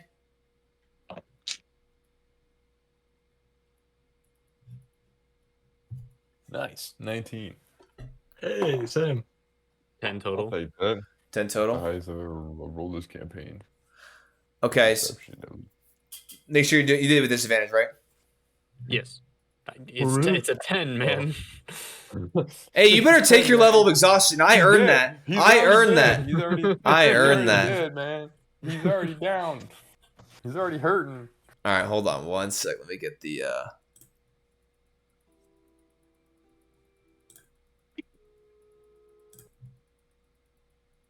I want proper music. I ask. Okay, so Dude. as you all kind of stop at this kind of little veered off kind of right section of the path, as you all kind of stop and take in this sight of this Goliath group kind of blocking your way forward as you're about 50 feet from them. You can see that at the center of the group, it is an incredibly built Goliath that stands about a foot taller than all the other individuals that are along this line. You can see adorned around his neck appears to be a large, fractured piece of what resembles what almost looks to be like a humanoid-looking skull. And you can see with large, kind of like finger-like kind of skeletal makeup of some sort of items that kind of hang also to the left and the right of it. You can see adorned in a multicolor. He's adorned in a multicolor kind of hide armor, very similar to the ice render that you guys just faced. You can see as it kind of like covers his body. You can see like the stripes and the swirls of it. You can see with a massive gray fur cloak that comes up over his shoulders and kind of rests there as you kind of see as it flows behind him. His left hand kind of gripping a belt of some kind in front. You see his right hand is resting atop a rectangular head of his weapon. A massive great hammer that stands just below shoulder height. Sorry, not this tall. It's like shoulder height to him, which is like massive because he's already so much taller. Yeah, which is like huge. Great hammer. With Morello and Sir Denric, with your perception checks, you do see, as his hand's kind of resting on top of it, you see pulsing runes that kind of emit, and then kind of like they emit and then kind of go out, and then the other ones on the head of it kind of emit and go out, and kind of you can see it kind of just almost like this shifting kind of rune illumination on top. Do I recognize these runes? I would say at this distance you can't really tell. You can see that they're illuminating. But I would say with your backstory, I would say that you can tell it. They're giant ruins of sorts, kind of etched in. They runes or ruins? Runes. Okay. You can see to his right and left resides 5 Goliaths each, all dressed in patchwork of furs and hides. The Goliaths, which are standing relatively in line with the center figure, which would be 2 on his right and 3 on his left, brandish gnarly-looking battle axes, all with unique blades affixed to the ends. Standing behind this kind of front wall, one on either side of the center Goliath, by about 10 feet back at a 45-degree angle, you can see that there are 2 Goliaths who hold tall quarterstaffs that come to different, looking kind of gnarled knots at the end of them. At the end of these staffs, and adorned with various kind of items kind of hanging off the top and kind of towards the top of the actual shaft itself, as well as the knot. You can see that they're dressed in similar-looking hides and furs. However, their attire resembles more of what would be robes instead of kind of like the makeup of what like Korzak has and kind of what these other individuals have. Tucked within the trees, you can kind of see off to the right, so you can tuck in the trees, 2 on the right and 1 on the left. You can see these Goliaths with massive longbows that far supersede any longbow you ever seen. They're just massive. You can see that there are arrows nocked, however, they're not drawn or aimed. And you can see covering their heads are hooded cowls that appear to be different animal heads or animal half heads. You see one resembles a bear, one resembles a wolf, and then one kind of has this like reptilian kind of look to it, but you can't really discern what it is. You see both male and female Goliaths make up this group. And as you guys are all kind of standing there on your mounts, kind of almost in a scattered kind of position, as the pathway has kind of opened up and you guys were kind of 2 by 2 as you now are kind of funneled into this space. You hear the center Goliath kind of speak up, and he says, "I am Garmal Giantbreaker, leader of the Grey Wolf Marauders. It appears that a member of my clan resides amongst your group. Send him over to us so that we might talk in good faith." And that is where we're going to end tonight's session. Ooh. Oh, yeah. Oh man, dude, the song that I was listening to has like an insane part, and it played as you like described us. Hell yeah! I was like, Damn. Nice. That's yes, Mine bro. is just like That's good stuff. on the harp. Oh, that was good, boys. That was good. Yeah. That was good. Hey, that combat did not go how I expected it. Bro, That- it was Bro, fucked you to start. done. That- It was just Dude. completely fucked. That was for me. amazing. Oh, Hey, I did my job properly, bro. My job is to get hit. this man fucked it up and said, "Well, off to the gulag," and then ran to the front and Yeah. just got beat to shit. That's I do like no damage, bro. I have enough healing spells that I could survive like 12 rounds of getting wailed on by something like this. You said time for my 9 to 5. But you start getting beat Gets up. punched. Just poof. Getting All right. Oh, that was good stuff. All right. Well, that's all we have for tonight. Appreciate everyone for tuning in and watching. Always a pleasure to have y'all here with us. We will be continuing our arc next week, same time, Thursday. But yeah, we appreciate you hanging out, and we'll catch you next time. Y'all have a wonderful night. We'll All right. catch you.